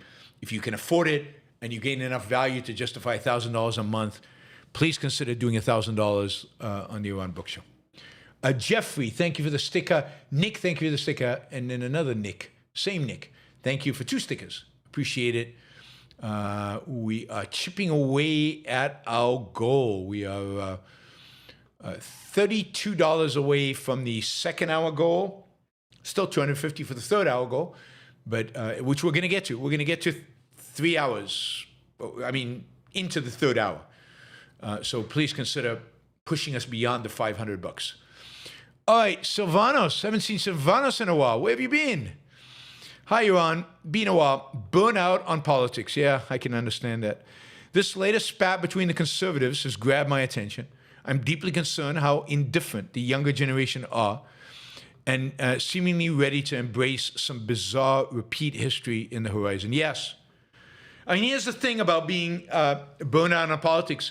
Politics is not burned out on you. That is, they still want you. They're still going to get you. What they do is still going to affect you. But I understand being burned out on politics, believe me.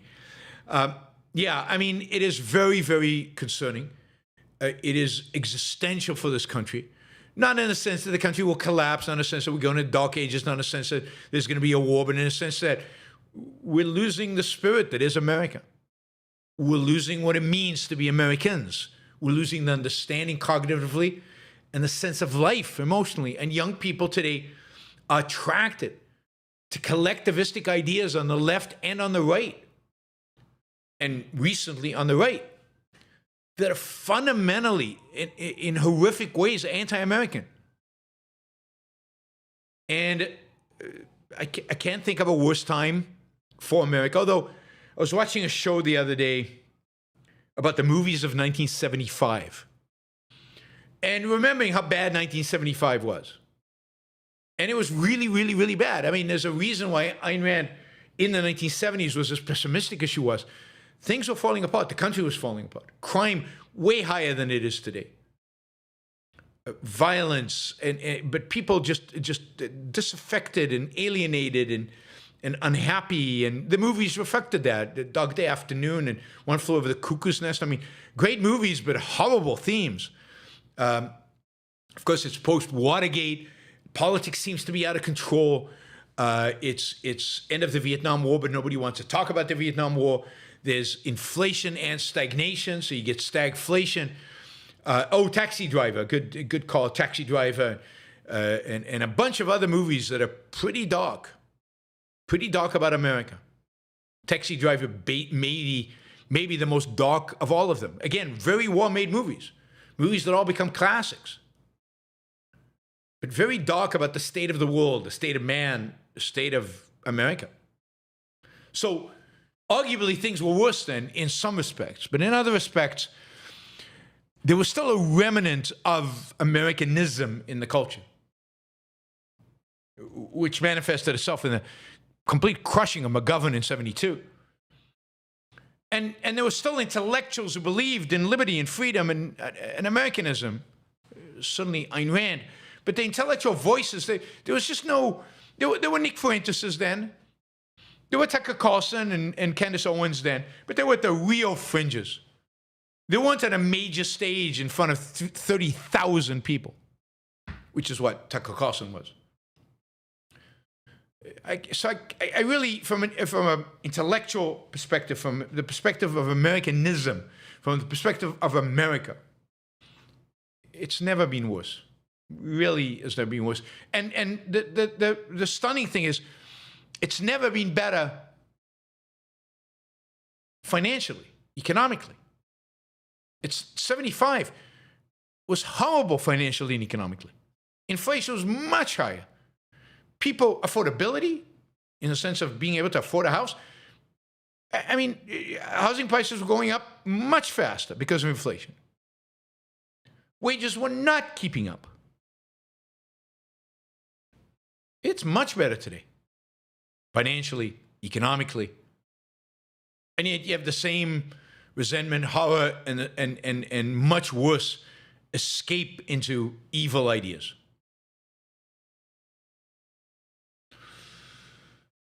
All right.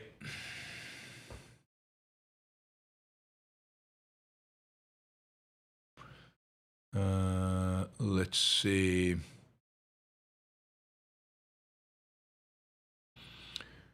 All right. Remind you with $32 short. And thank you, Silvanos. Good to have you back and really appreciate the support. Don't forget, Silvanos, to come to the New Year's Eve show. Really need your support, need your help.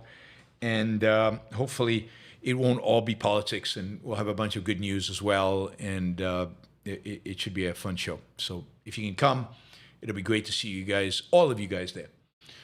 All right, not your average algorithm. As much as leftist intellectuals undermine the Enlightenment in the ivory tower, when it comes to day-to-day happy, productive life, I think the Enlightenment is much stronger on the left than the right today. Would you agree? I don't know. I think, look, in a sense of day-to-day happy, productive life, I think most people in America today are not on the angry right or on the crazy left. They're smack in the middle, center right, center left. And I think that's where America still thrives. That's where America still exists. That's where American entrepreneurs still build stuff. That's where the country still grows. And it's that center, which I think most Americans are there. It's just finding a way to capture them as an electoral base is the challenge. That's where the Enlightenment still exists to some extent. That's where the respect for technology and excitement about the future and a want for progress still exists. It doesn't exist on the left and right qua intellectual or political movements.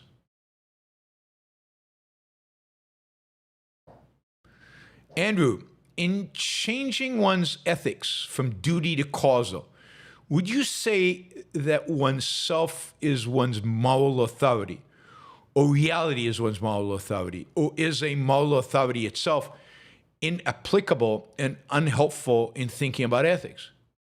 No, it's definitely important in ethics. And Ayn Rand has an essay, who is the moral authority in ethics? And it's you. There is nobody else.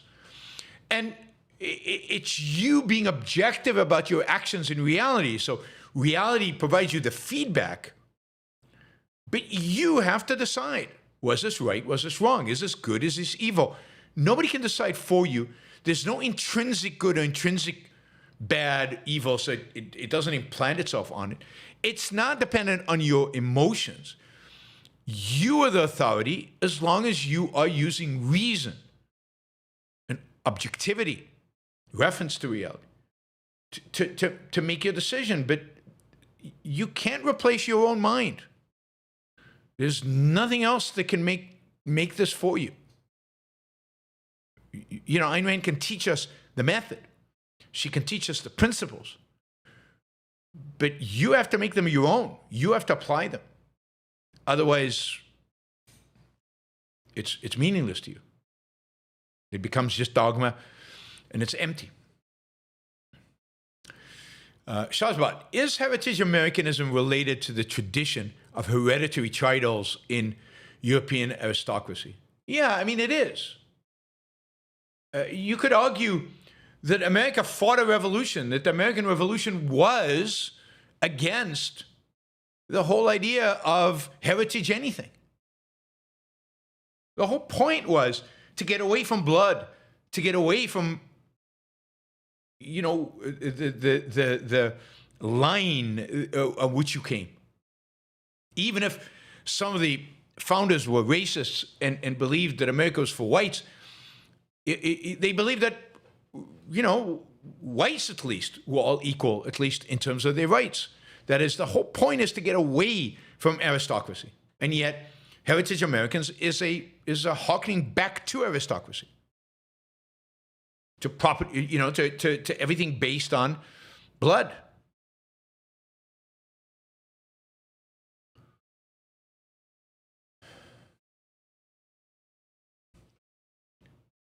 Say yes.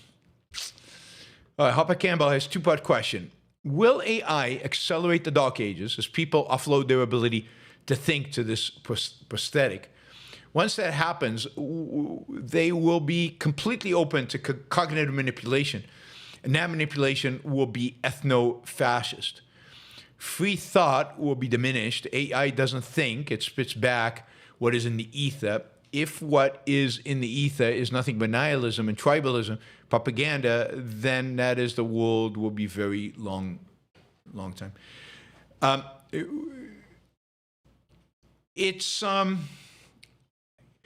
AI in the hands of the wrong people is very dangerous. So yes, there's definitely a possibility that this will be used badly.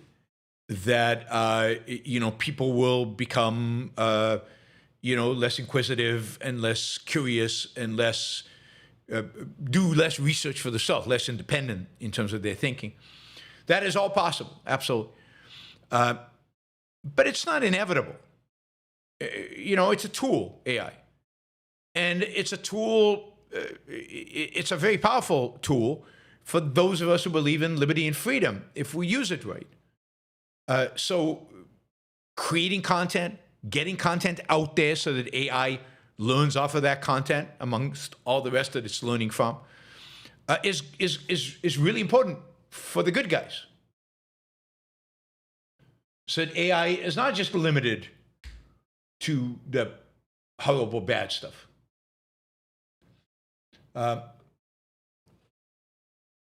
It's also going to, it's going to depend on what way the whole authoritarian thing manifests itself, right? I mean, a lot of the authoritarians are anti-AI, they're anti-technology. So you might see AI shut down by the Steve Bannons of the world. But look, it ultimately depends on the free will of individuals. It's going to depend on us. It's going to depend on people making decisions about whether they want to shut down their minds, whether they want to stop thinking for themselves, whether they want to hand over the responsibility for thinking to a machine or to other people. I'm still hopeful that technology will help us disseminate the ideas of liberty and freedom more than it will, help the bad guys destroy liberty and freedom. Liam, do these anti-Semites all get issued the same stupid playbook? Constantly asking Ben Shapiro about the USS Liberty, an accidental friendly fire incident about 60 years ago is supposed to prove what exactly? Yeah, I know. I talked about that, but you're right. They do get the same stuff. It's repeated. It's repeated on the podcast. It's repeated by Nick Fuentes. They all listen to the same people. They all get exactly the same playbook, and they all ask exactly the same questions. So yes, there is a playbook out there that everybody functions. Look, I mean, one of the things I remember about Rush Limbaugh in his early days in the 1990s, I thought was quite good. It was entertaining, it was funny, it was original. He took on topics. He didn't shy away from stuff. And then sometime in the Bush administration, and even more so under Obama, it felt like he would get the facts from the Republican National Committee, and those would be his talking points. And there is a fax that goes out to all these people every day with talking points. It might not be a fax, and now it might be an email, and it might be a podcast, and it might be this, but they all listen to the same people. These things are repeated over and over and over again. And again, they're not interested in the answers because all these things have been answered. Every single one of them has been answered. But they're not interested in the truth. They're not interested in the answer. There's no curiosity about truth. All it is a gotcha. It's like all the questions that John Davis here asks me. He's not interested in my answer. He's not interested in truth. He's not interested in he's interested in a gotcha. He's hoping that some of you listeners will view it as a gotcha. Plus, maybe it helps his pseudo self-esteem a little bit. But they're not honest questions. And there are a number of people who ask that kind of question. I mean, most of them are gone, but it's the same question about the liberty. There's no honesty there. They want an answer. They're curious. What does Ben Shapiro really think about liberty? What actually happened there? It's not what's going on in their mind.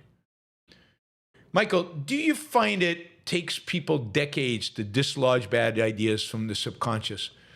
Even if they initially respond positively to objectivism, the uproot process of irrational ideas takes a very long time to erode. Yes, absolutely. And the more deeply ingrained the ideas, the more difficult it is to erode, and the longer time it takes. And so an idea like altruism is very difficult because it's everywhere. It's constantly being reinforced in the culture. And and you're raised with it with no alternatives, and you can't conceive of an alternative until Ayn Rand. So yes, it's very much there.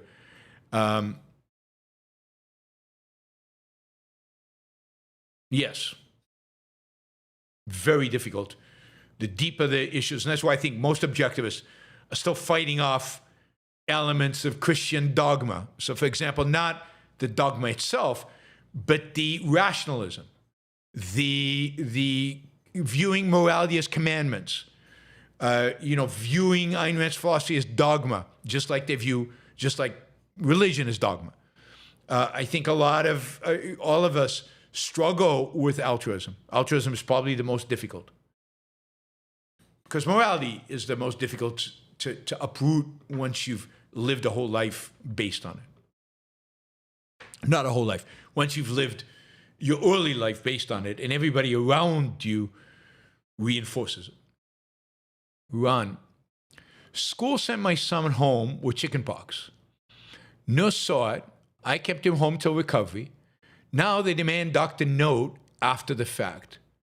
I feel disrespected. It denies parental moral authority. Is refusing rational or not pragmatic? They want a doctor note that he's healthy, that he's okay, that he's recovered, or they want a doctor note that he was sick.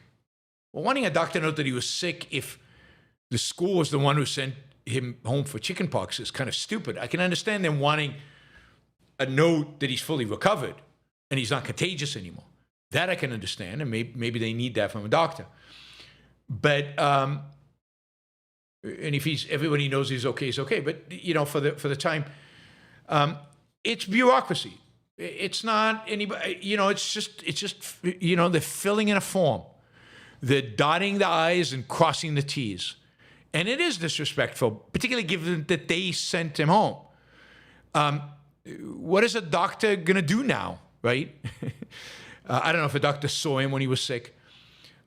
So it is disrespectful. But how much energy do you want to exert on this? I mean, that's the bottom line. Is this the hill you want to fight on? Is this the issue you want to go up against the bureaucracy? Once you understand it's not evildoers, it's just bureaucrats, then the question is, what do you want to do about it?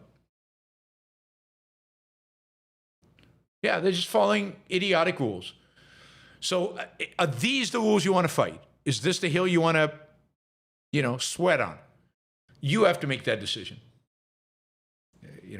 But I think accommodating them, it'll piss you off and it's disrespectful, and you can send them a note telling them you think it's disrespectful. But do you really want to fight over this? I mean, there are probably other things that are more important ultimately that you might want to save your ammo for. But it's completely personal to you. James, why do comedians like Dave Chappelle hate Israel or Jews? In his new special, he says Saudi took out one journalist and Israel did 243. However, Israel is in a war and Saudi was its own citizen. It was its own citizen, and it was and they dismembered him. It's just a brutal case of explicit murder. Some of those journalists of the 243 were killed by accident because some of them were Hamas. Why do they hate Israel and Jews? They hate Israel because I think a lot of these people hate Western civilization. They hate the civilized. They might never express it that way. They might never think in those terms. They might never admit it, even to themselves. But they hate civilization. And Israel represents civilization. They have been taught, and this is the power of altruism, that the meek, that the suffering, that the third world, that's who's virtuous, that's who's good. I mean, the left has taught us over and over and over again forever, that the suffering, the third world is the virtue, the first world, Western civilization, the evil, colonialist pigs. And Israel just as a stand-in for the West. And when Israel's gone, if they ever get rid of it, then they'll turn against themselves. They'll turn against, their own countries. These same comedians hate America. They despise America when it boils down to it. Israel's just an easy, convenient target that represents America. And Jews are successful within America. And again, how do you get successful within America? You exploit, you steal, you lie, you cheat, I don't know. I mean, Candace is spreading the lies about Jews being the largest slave owners in the South. It's just absurd historically. But so now they're blaming slavery on the Jews instead of where it belongs, which is in the Christians. Right? James, if Christianity is significantly more psychological destructive than Islam, why were Enlightenment ideas able to override Christian Europe in a way they failed to do in the Islamic Middle East? I mean, I don't know. It's a good question. The Islamic Middle East, during its golden age, had significant, mystical elements. There are significant strands within the religion that pushed them to even further mysticism. The Sufis primarily, but all kinds of other branches. And they had philosophers who argued explicitly to reject reason and reject Aristotle and the Greeks. And it stuck. It stuck. And that dominated. And Aristotle and everything else died completely in Islam. And I don't have an explanation for why that stuck and why the part of the Aristotelian stuff didn't lead to greatness. Maybe this is the point. Maybe. I mean, I'm hypothesizing here. I'm not an expert on this. In Islam, there's no separation of state and church. In Islam, the religious leader is the political leader. And even though there were lots of political intrigue and there were lots of subsidiary political leaders, they all accepted the caliph as the religious leader and also, in a sense, kind of a political leader as well. And they were somewhat accepted their subservience to him. So as these other Muslim empires spun off from the centralized power. So one thing that didn't develop in Islamic thought during the Golden Age was politics. So it was never really a discussion about political alternatives to Islam. And if I remember right, the one book of Aristotle's that was not translated and not really studied was his Politics. Whereas Aristotle and the Greeks enter Europe. So that part, that's one. The second explanation I would give is Aristotle and the Greek ideas enter Islam early. So 630, Islam gets established, and by 8 something, the real scholars, the real thinkers within the Muslim world studying these ideas, and it's the beginning of the Islam's golden age. Aristotle comes to Christianity late. The Greeks come, with the exception of Neoplatonists, the Greeks come into Christianity late. 11th century is the beginning, really starts taking off in the 13th century, right? With the Aquinas and the University of Paris and University of Bologna. after Dark Ages. So in a sense, it comes into a culture that has lived through the horrors of the Dark Ages and are living through the horrors of the Middle Ages. A culture dominated by religion, and it's not going well.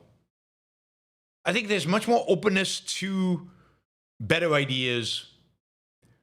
And there's an openness, particularly in the Enlightenment, to political ideas. That's the beginning of the Enlightenment, John Locke, with political ideas. And because there's somewhat of a separation between church and state, somewhat, because it's not clear that there is, but there is this Holy Roman Empire versus the Pope, which goes back to Constantine being emperor and then being a pope. So there's some separation. That allows for, I think, the secular ideas to get entrenched in ways that they couldn't in the Muslim world, which was much more centralized. So it's the fact that there's a sense in which they'd experienced Christianity already. They knew what that was about. And the separation of church and state might have had a role that prevented the Islamic world from engaging in political thought. Christian world was more open to it. And look, they're both destructive. And I don't know that Christianity is more destructive. And I don't know if it's significantly more destructive. I don't know. There's a sense in which, as I've said before, Islam gives people a pseudo self-esteem that Christianity doesn't. Christianity is the meek shall inherit the earth. It's about meekness and forgiveness, and there's none of that in Islam. So it gives them this boldness that Christianity doesn't have, although it manufactures it when it needs it, like during the Crusades or various wars that they fight. Ali Musa, hello, Yaron. Hey, thanks for the support. By the way, we're $17 short of the 2-hour goal. We're already in the 3rd hour. Let's at least make the 2nd hour goal. That'd be good. 17. How did, just do stickers. Just do a bunch of $2 stickers and we'll make the gap easily. How did white people and Christians turn on Jews and minorities so much in 15 years? Have you observed that religion makes people more tribal and racist? Yeah, no question. Religion makes people more tribal and racist. Religion basically lobotomizes you. It separates you from reason. It separates you from thinking. It separates you from having an independent mind. And the more that happens, the more you're in a sense lobotomized, the more you are detached from rationality and reason, the more you can't handle reality, and therefore, succumb to fear, and therefore seek a tribe and a leader to tell you what to think and what to do. So it's definitely related to that. Now, they turned on Jews because we become a more tribal society.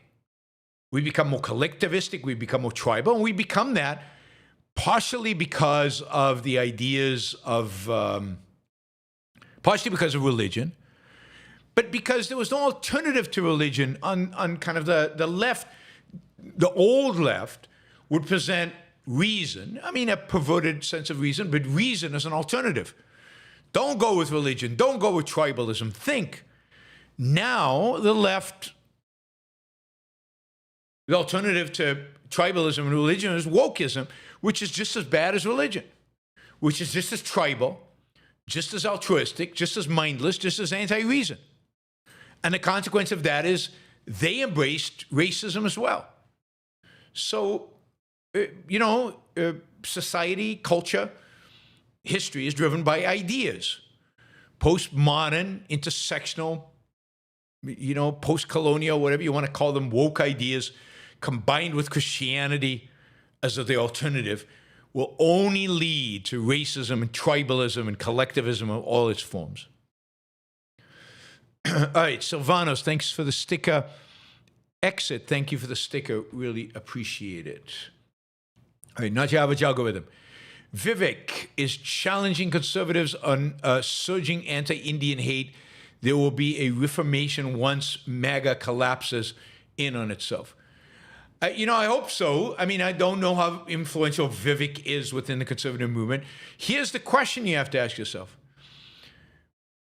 Ultimately, this is shaped by ideas, not by politicians.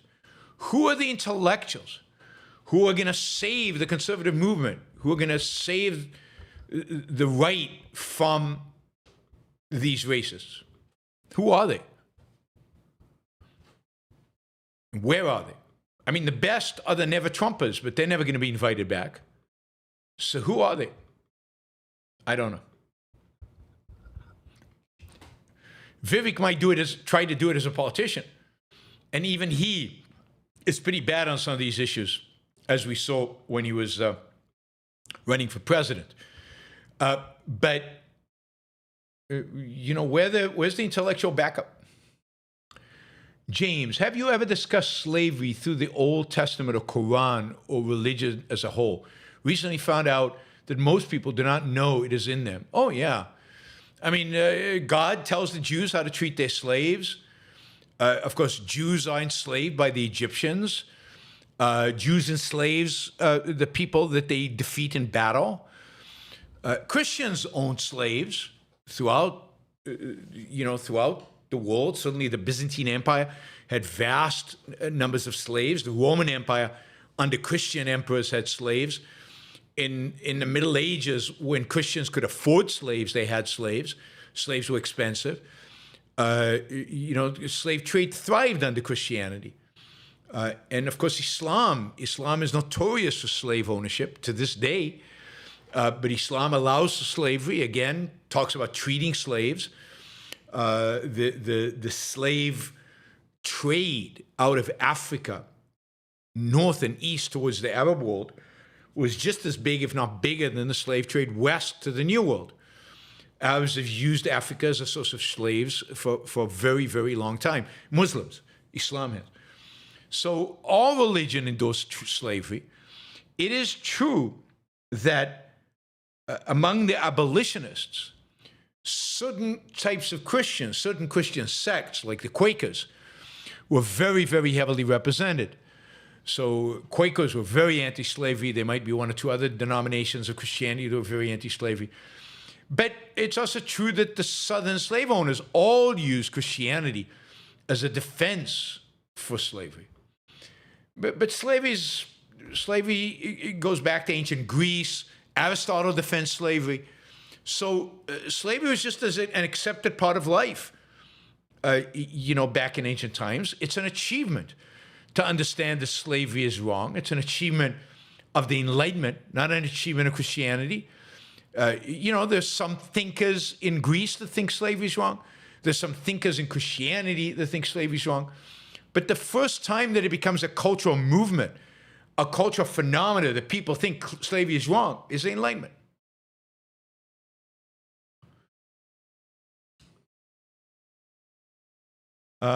Clark, is America even individualistic anymore? I think it is to some extent. I still think that a significant number, if not a majority of Americans, still think to some extent in individualistic terms. There's still respect for ambition and individual happiness and striving towards happiness and striving towards values. Don't let the voices of the crazies who currently dominate our political discourse on left and right dominate your view on all Americans, because I don't think it's true. All right, Harper Campbell, I will never stop fighting, but we must face up to the nature of the coming storm, or we will be up unprepared. Yep, I mean, the coming storm, it's happening right now, and it's going to get worse. $7 short of the second hour target. $7. Again, a few $2 stickers, and we're there. Harper Campbell, a new global dark age has begun. It will take centuries to emerge from it. Maybe, I don't know. Again, I think making these kind of forecasts about the future are very difficult. There's so many factors to consider. There's so much stuff going on. But in dark ages, what do we mean by dark age? How dark? I'm skeptical about a global dark age, as I've said before. I don't think it'll happen. I think certain countries are going to collapse. I don't think you're going to have a global dark age. Not in the sense of dark age as dark age. Michael, the old conservative movement was about civilization versus barbarism, was it? Which is why they supported Israel. Gen Z conservatives is about racial determinism and nihilism. I mean, the old conservative movement was anti-intellectual and shallow and not clear about what exactly they were conserving, but it had a certain spark of a love of the founding fathers. It had a certain respect for civilization and resentment of barbarism without really understanding what civilization required or needed. It was a very shallow phenomena. And it supported capitalism a little bit. It appreciated the outcome of capitalism, but didn't really fully appreciate it.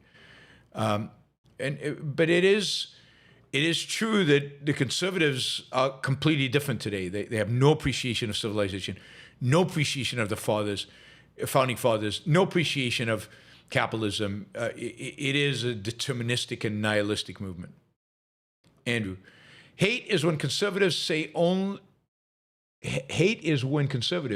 only let in the best and brightest immigrants. How many of their ancestors who came here were the best and the brightest, or would they have been considered low-skilled? Almost none of them. I mean, almost none of them. Most immigrants who came to this country, even going back to the Mayflower, they're the rejects. They were the religious rejects, but they weren't particularly smart or weren't particularly anything other than different religiously. The first people who came to Virginia were, you could say, entrepreneurial, but many of them were in debt, and this was a way to pay off their debts. And many of them were indentured servants. Yeah, I mean, people came to the United States for all kinds of reasons. And the idea that they were all smart, adventurous, mathematically brilliant entrepreneurs is absurd and ridiculous. There's nothing to say that the people who came, their ancestors were particularly spectacular at anything, other than they were risk takers. That's the best you can say about them. But not even true of all of them, because a lot of people came as indentured servants, pay off the debts. AIR's annual report didn't include the building fund this year, but were contributions still down from last year, with legacy making up much of the difference? I don't know, but they might have been down a little bit. They weren't down a lot, with legacy making up a huge amount, legacy way exceeding expectations. I mean, there's some variation in the amount of contribution. There's no question that the building fund, which has raised $60-something million, is cannibalizing regular contribution a little bit. Right? We just had a guy give $1 million to the building, but say he's not going to give for a while to ARI because he's giving for the building. So you're going to get stuff like that. I'd say overall, regular annual contributions are fairly flat. But planned giving, legacy stuff is way up, much higher than it's ever been. And the building fund is getting a lot of big, significant contributions of seven-figure, and in some cases, eight-figure contributions. Thoughts on Batya Uga Sargon? Would you interview her? No. I mean, she's awful. She's a horrible, horrible human being who is a mindless advocate of anything Trump. She's completely ignorant of economics. She knows zero, zilch, nada about economics. She has no training in economics, and she knows no economics.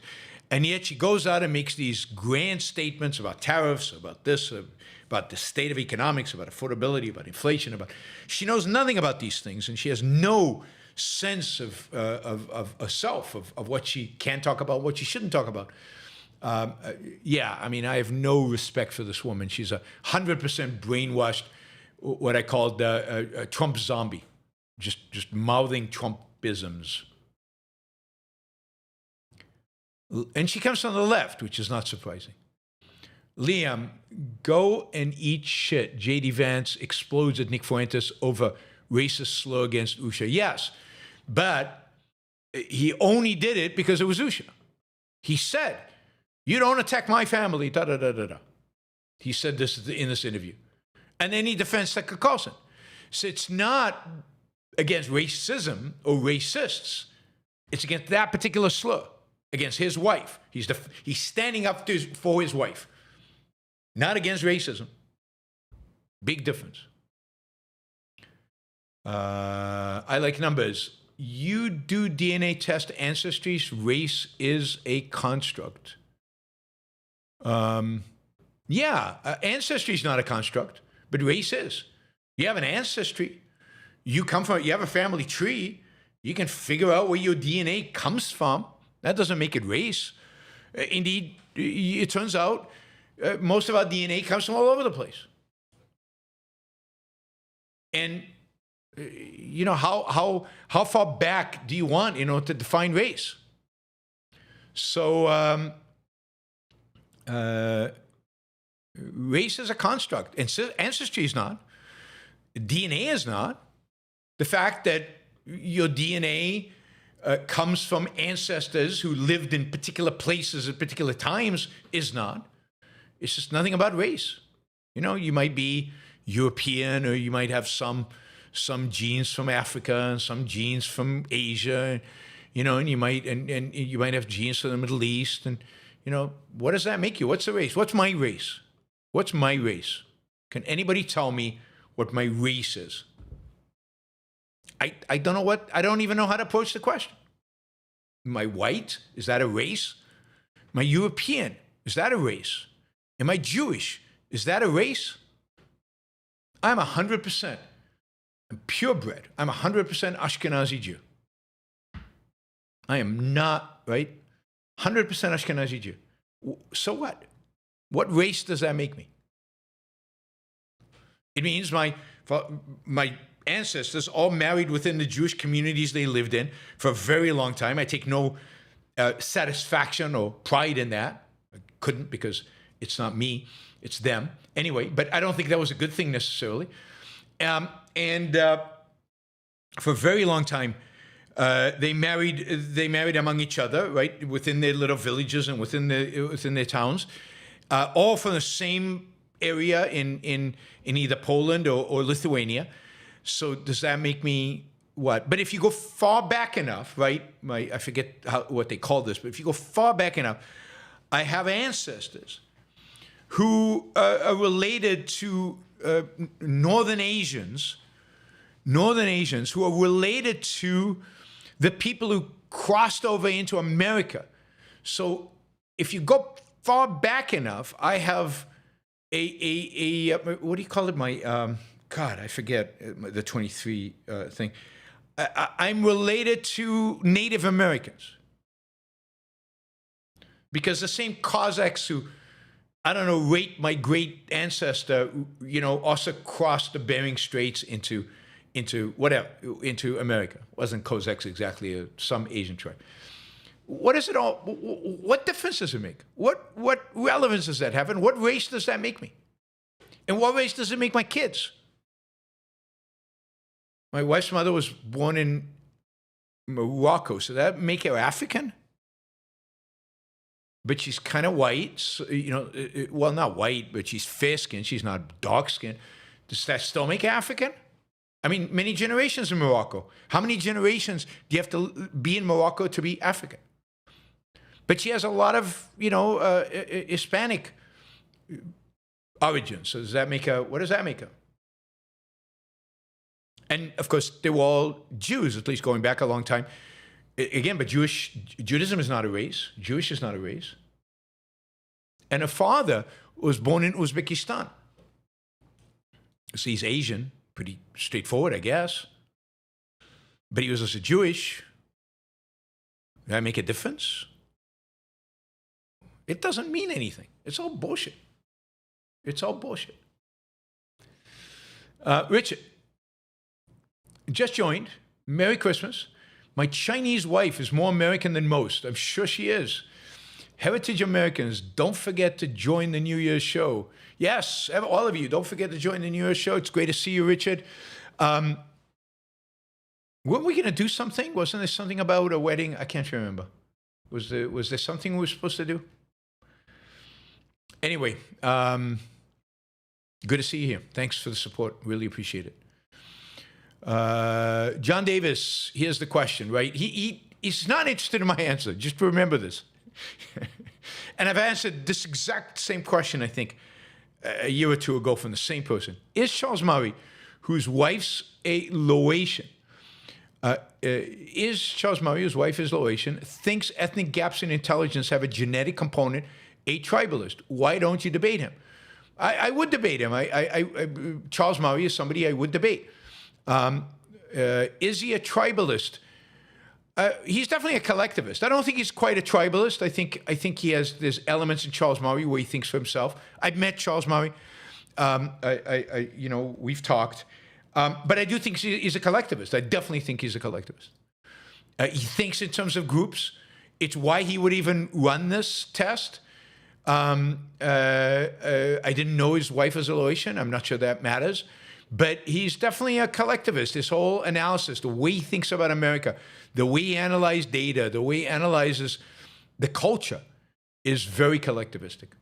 And he's by the way, recently, Charles Murray, unsurprising at all, has found religion. It's not that he was an atheist before, but he was non-practicing, and he's become much more religious lately. I just saw an article by him on why he's gone back, in a sense, to religion, which is not surprising. That's collectivism. If you want to ask me a question, like my opinion about somebody, there's a great way to do it. It's called Super Chat, like everybody else. That Doodle Bunny, part 1. Okay, racial categories are not tight. People race mix all the time. But different ethnic groups have different facial features and body shapes. It's not just skin color.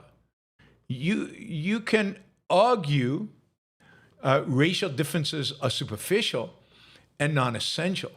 But to say race is a social construct strikes me as saying gender is a social construct. No, I'm not going to get into the gender debate. It's not the same thing.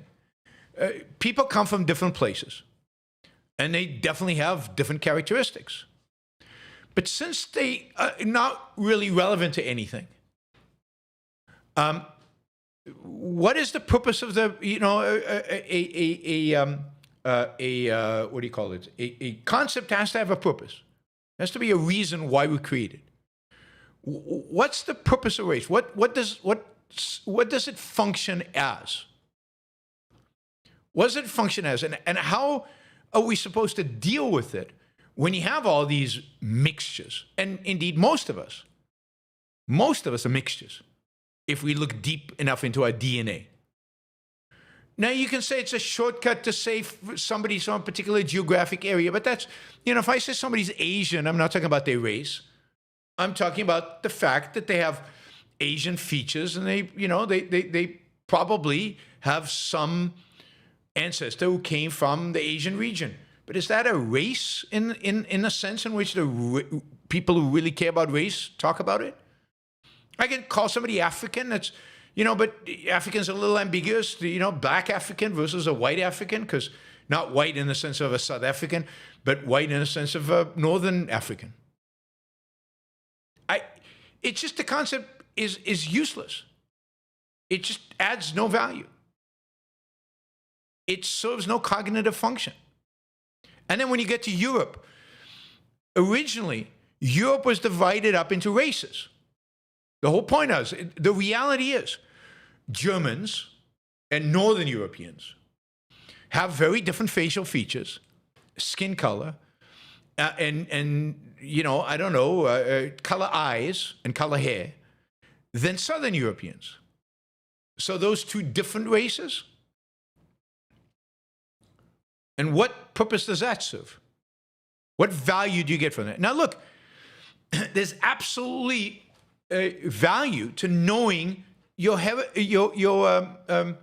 heritage, your ancestors, because the medical reasons to know.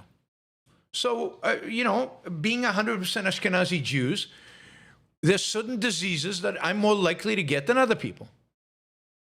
I have a gene that makes it more likely that I get a certain cancer. If you have the gene and you're not an Ashkenazi Jew, you're not probably going to get the cancer. If you are Ashkenazi Jew, probability goes way up that you will get that cancer. That's good to know. Good to know. So you want to know, I got some genes from this part of the world where that might involve this particular disease. Doesn't mean you have it. It doesn't mean but you might, and you could do a genetic test and find out. There's certain diseases that are unique to certain people from a specific heritage. So for that purpose, it's good to know. But that's not a race issue. What is the function of the concept race? Other than to identify people who think it's important, as in racist. Racists exist. Race, I don't think does. I think it's an anti-concept. It's a collectivistic anti-concept. Richard said, yes, I emailed you once. I'll email you once we confirm the date, likely 2027. Okay. Just give me plenty of time because my schedule's always needs to be adjusted way in advance. Since I was a kid, I've been interested in my family history, especially the immigrants. I enjoy hearing their stories and achievements, even though I never met them. Can you relate? I mean, a little bit. I have to say, I don't really care about my family history. My father and mother wrote a biography, just kind of for the family. They wrote this book, and it was kind of cool because they were father and mother, and knowing their life story, which I didn't know a lot of, was kind of cool reading that book. And I learned a little bit about my grandparents. And somebody once did a kind of a family tree through my grandmother's side and discovered some stuff, which was kind of, funny because I come from it turns out I come from a very, very long line of rabbis, including the founder, I think, of the Hasidic movement. But it's like, I find it amusing and kind of, oh, okay. He'd be embarrassed by me. But I don't find it super interesting, but that's fine. I don't want any problem people finding stories interesting, finding that as long as you're not getting a sense of a pseudo self-esteem or pseudo pride from it. And I don't think you are, Richard. It sounds like you're just, they're fascinating stories. They're interesting stories about interesting people and interesting times.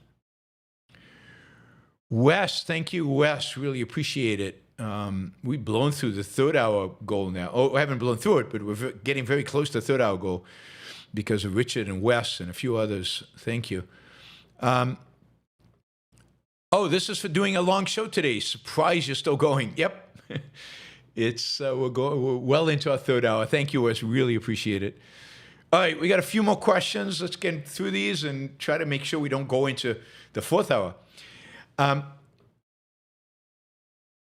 John, who do you think the average Republican voter is with, Ben Shapiro or Tucker Carlson? I don't think they're with either one of them. I think the average Republican, I think they're with Ben on Israel generally. But I think they like Tucker. So they're kind of, and maybe they like the old Tucker. Maybe they're not quite aware of the new Tucker. I think they're more with Ben, but I'm not sure. I hope they're more with Ben. But they're trying to be with both of them in some sense. They want their cake and eat it too. Andrew, why is there an anti-Israel bias among certain libertarians? For the same reason there's an anti-American bias. Same libertarians. They hate America. They hate Israel because these are two successful countries. They hate successful countries. They like authoritarian countries because it's easy for them to then say, see, we need anarchy. These countries are awful. They're horrible. They don't like successful countries because in a sense that, says that you can be successful and you can live a pretty good life even without anarchy. They hate civilization. Anarchism anarchism, so-called anarcho-capitalism, is anti-civilizational, and they hate Israel because it's civilized. Mike, does Trump really want to rename the San Andreas fault to Joe Biden's fault? Just asking questions. I hadn't heard that. That's pretty funny. Stephen, did Jean Valjean do the right thing stepping forward when another man, though a criminal, was mistaken for him? Reading Les Mis, what an experience. I think, yes. I mean, it's integrity. You don't want somebody else suffering because of what you did. Yes, I think that, you know, integrity demands that you identify yourself. But more importantly, what a great book! What an amazing experience to live in that universe. If any of you out there have not read Les Miserables, pick it up. You can watch the musical. The music is very good.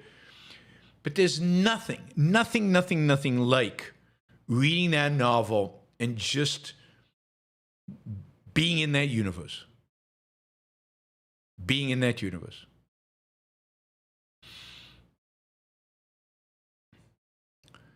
Michael, is Yoram Chazoni afraid to engage with you again? Is he ashamed and embarrassed of what he helped create? I'm not sure he recognizes that he helped create it. I'm not sure he takes that kind of responsibility. He seems to think it's not compatible with his form of nationalism. And I don't know if he wants to engage with me. I haven't tried. I don't know anybody who wants to sponsor a debate between us. If they did, we could see if Yoram would engage. So I wouldn't say that he is afraid, because I don't know. And we'll see if there's ever an opportunity to debate again, if he's willing to do it. All right, Robert, Merry Christmas, everyone. Make the most of the holidays for your own fine self and for everyone you love. Thank you, Robert. Great message. We'll be talking about Christmas on Wednesday, the show on Wednesday. Andrew, the way I viewed Rourke's reaction attitude towards Keating was one of friendship, not of friendship, but of curiosity for the principle motivating Keating and a love of architecture which drove him to perfect Keating's work. Yeah, I mean, there's something to that, but there's a little bit more of that, and more than that. There's a certain, he tolerates Keating in a way that I wouldn't, and I don't, but I mean, it serves the purpose of the plot, put it that way.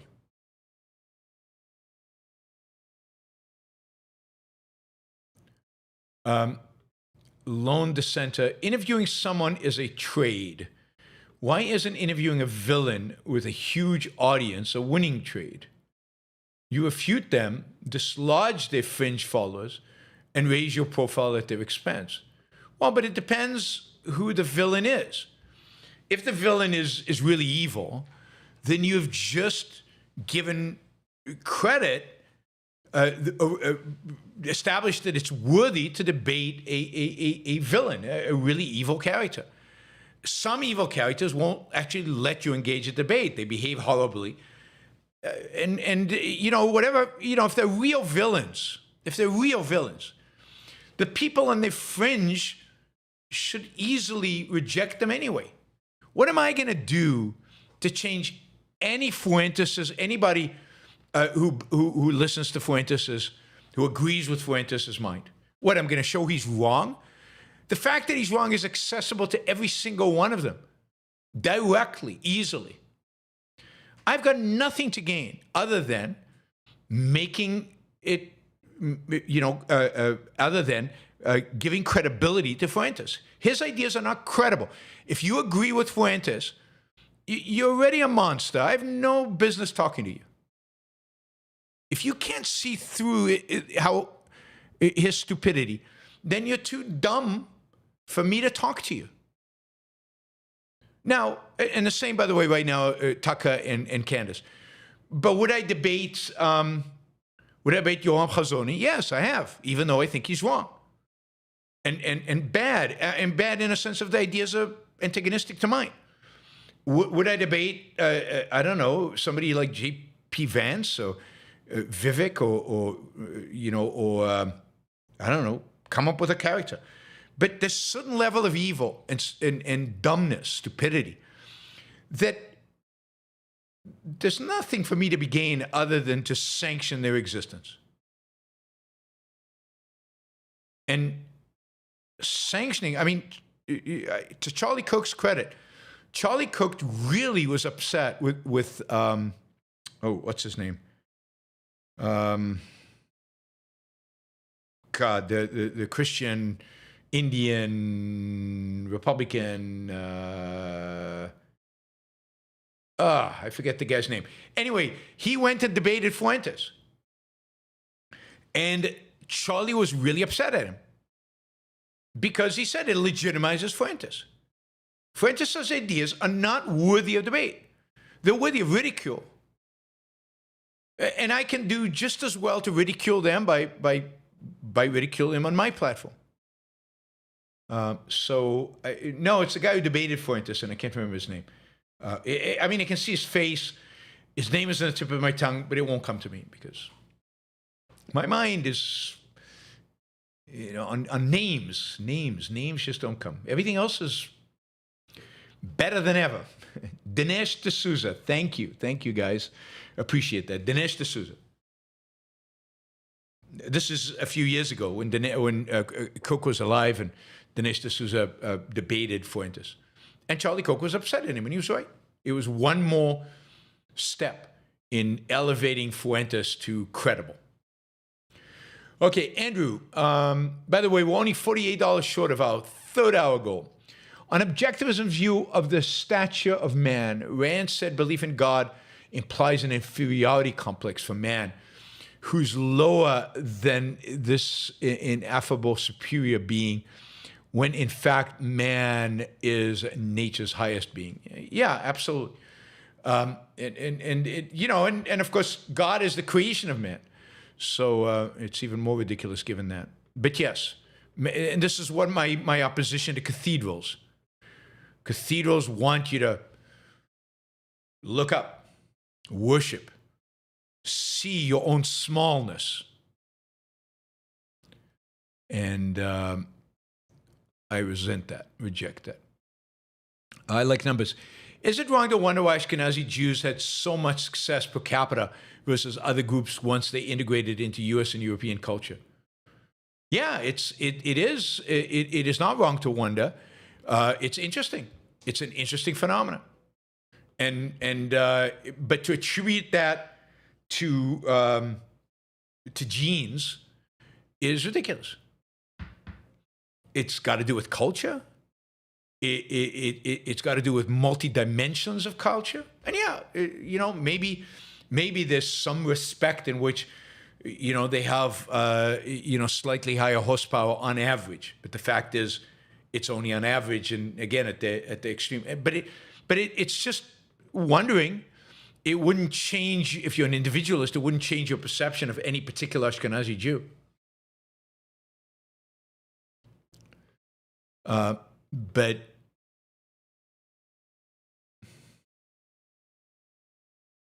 and by the way, Ashkenazi Jews did not do well in anything much, other than money lending, a small number of them, before they could integrate into Western society. They were pretty dirt poor. The Ashkenazi Jews who came to America were poor and came here with nothing and had nothing. And it's only once they integrated and combined their culture that emphasizes learning and emphasizes hard work and emphasizes individual achievement. It's only when they did that and within a Western civilization or an American civilization that rewarded all that did they thrive. All right, lone dissenter. Last question. Dagny admired Nate Taggart because he was a hero. Maybe there's a little extra oomph because she's descended from him. But the fundamental is the admiration and inspiration from her own worthiness, not descent. Yes, because she wanted to live up to him because he was a hero. And she, of course, inherited his railroad. So it wasn't just that he was an ancestor. She was doing the same job he was doing on the same rails that he had built. And there was that personal relationship she had with him because they were both doing the same thing. And she was working on his stuff, on his rail, on his vision. So it's not some distant hero. It's a hero right now that I am supporting.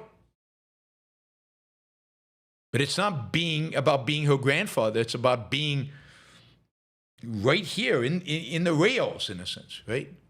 It's his mind that made Taggart Transcontinental, made Taggart exist, made it possible, made it thrive. All right, guys. Thank you. Really appreciate the support. Thank you to all the super chatters, the stickers. Don't forget to do Patreon. And don't forget, December 31st, to join me. That'll be even a longer show. I'll see you all there. Bye, everybody.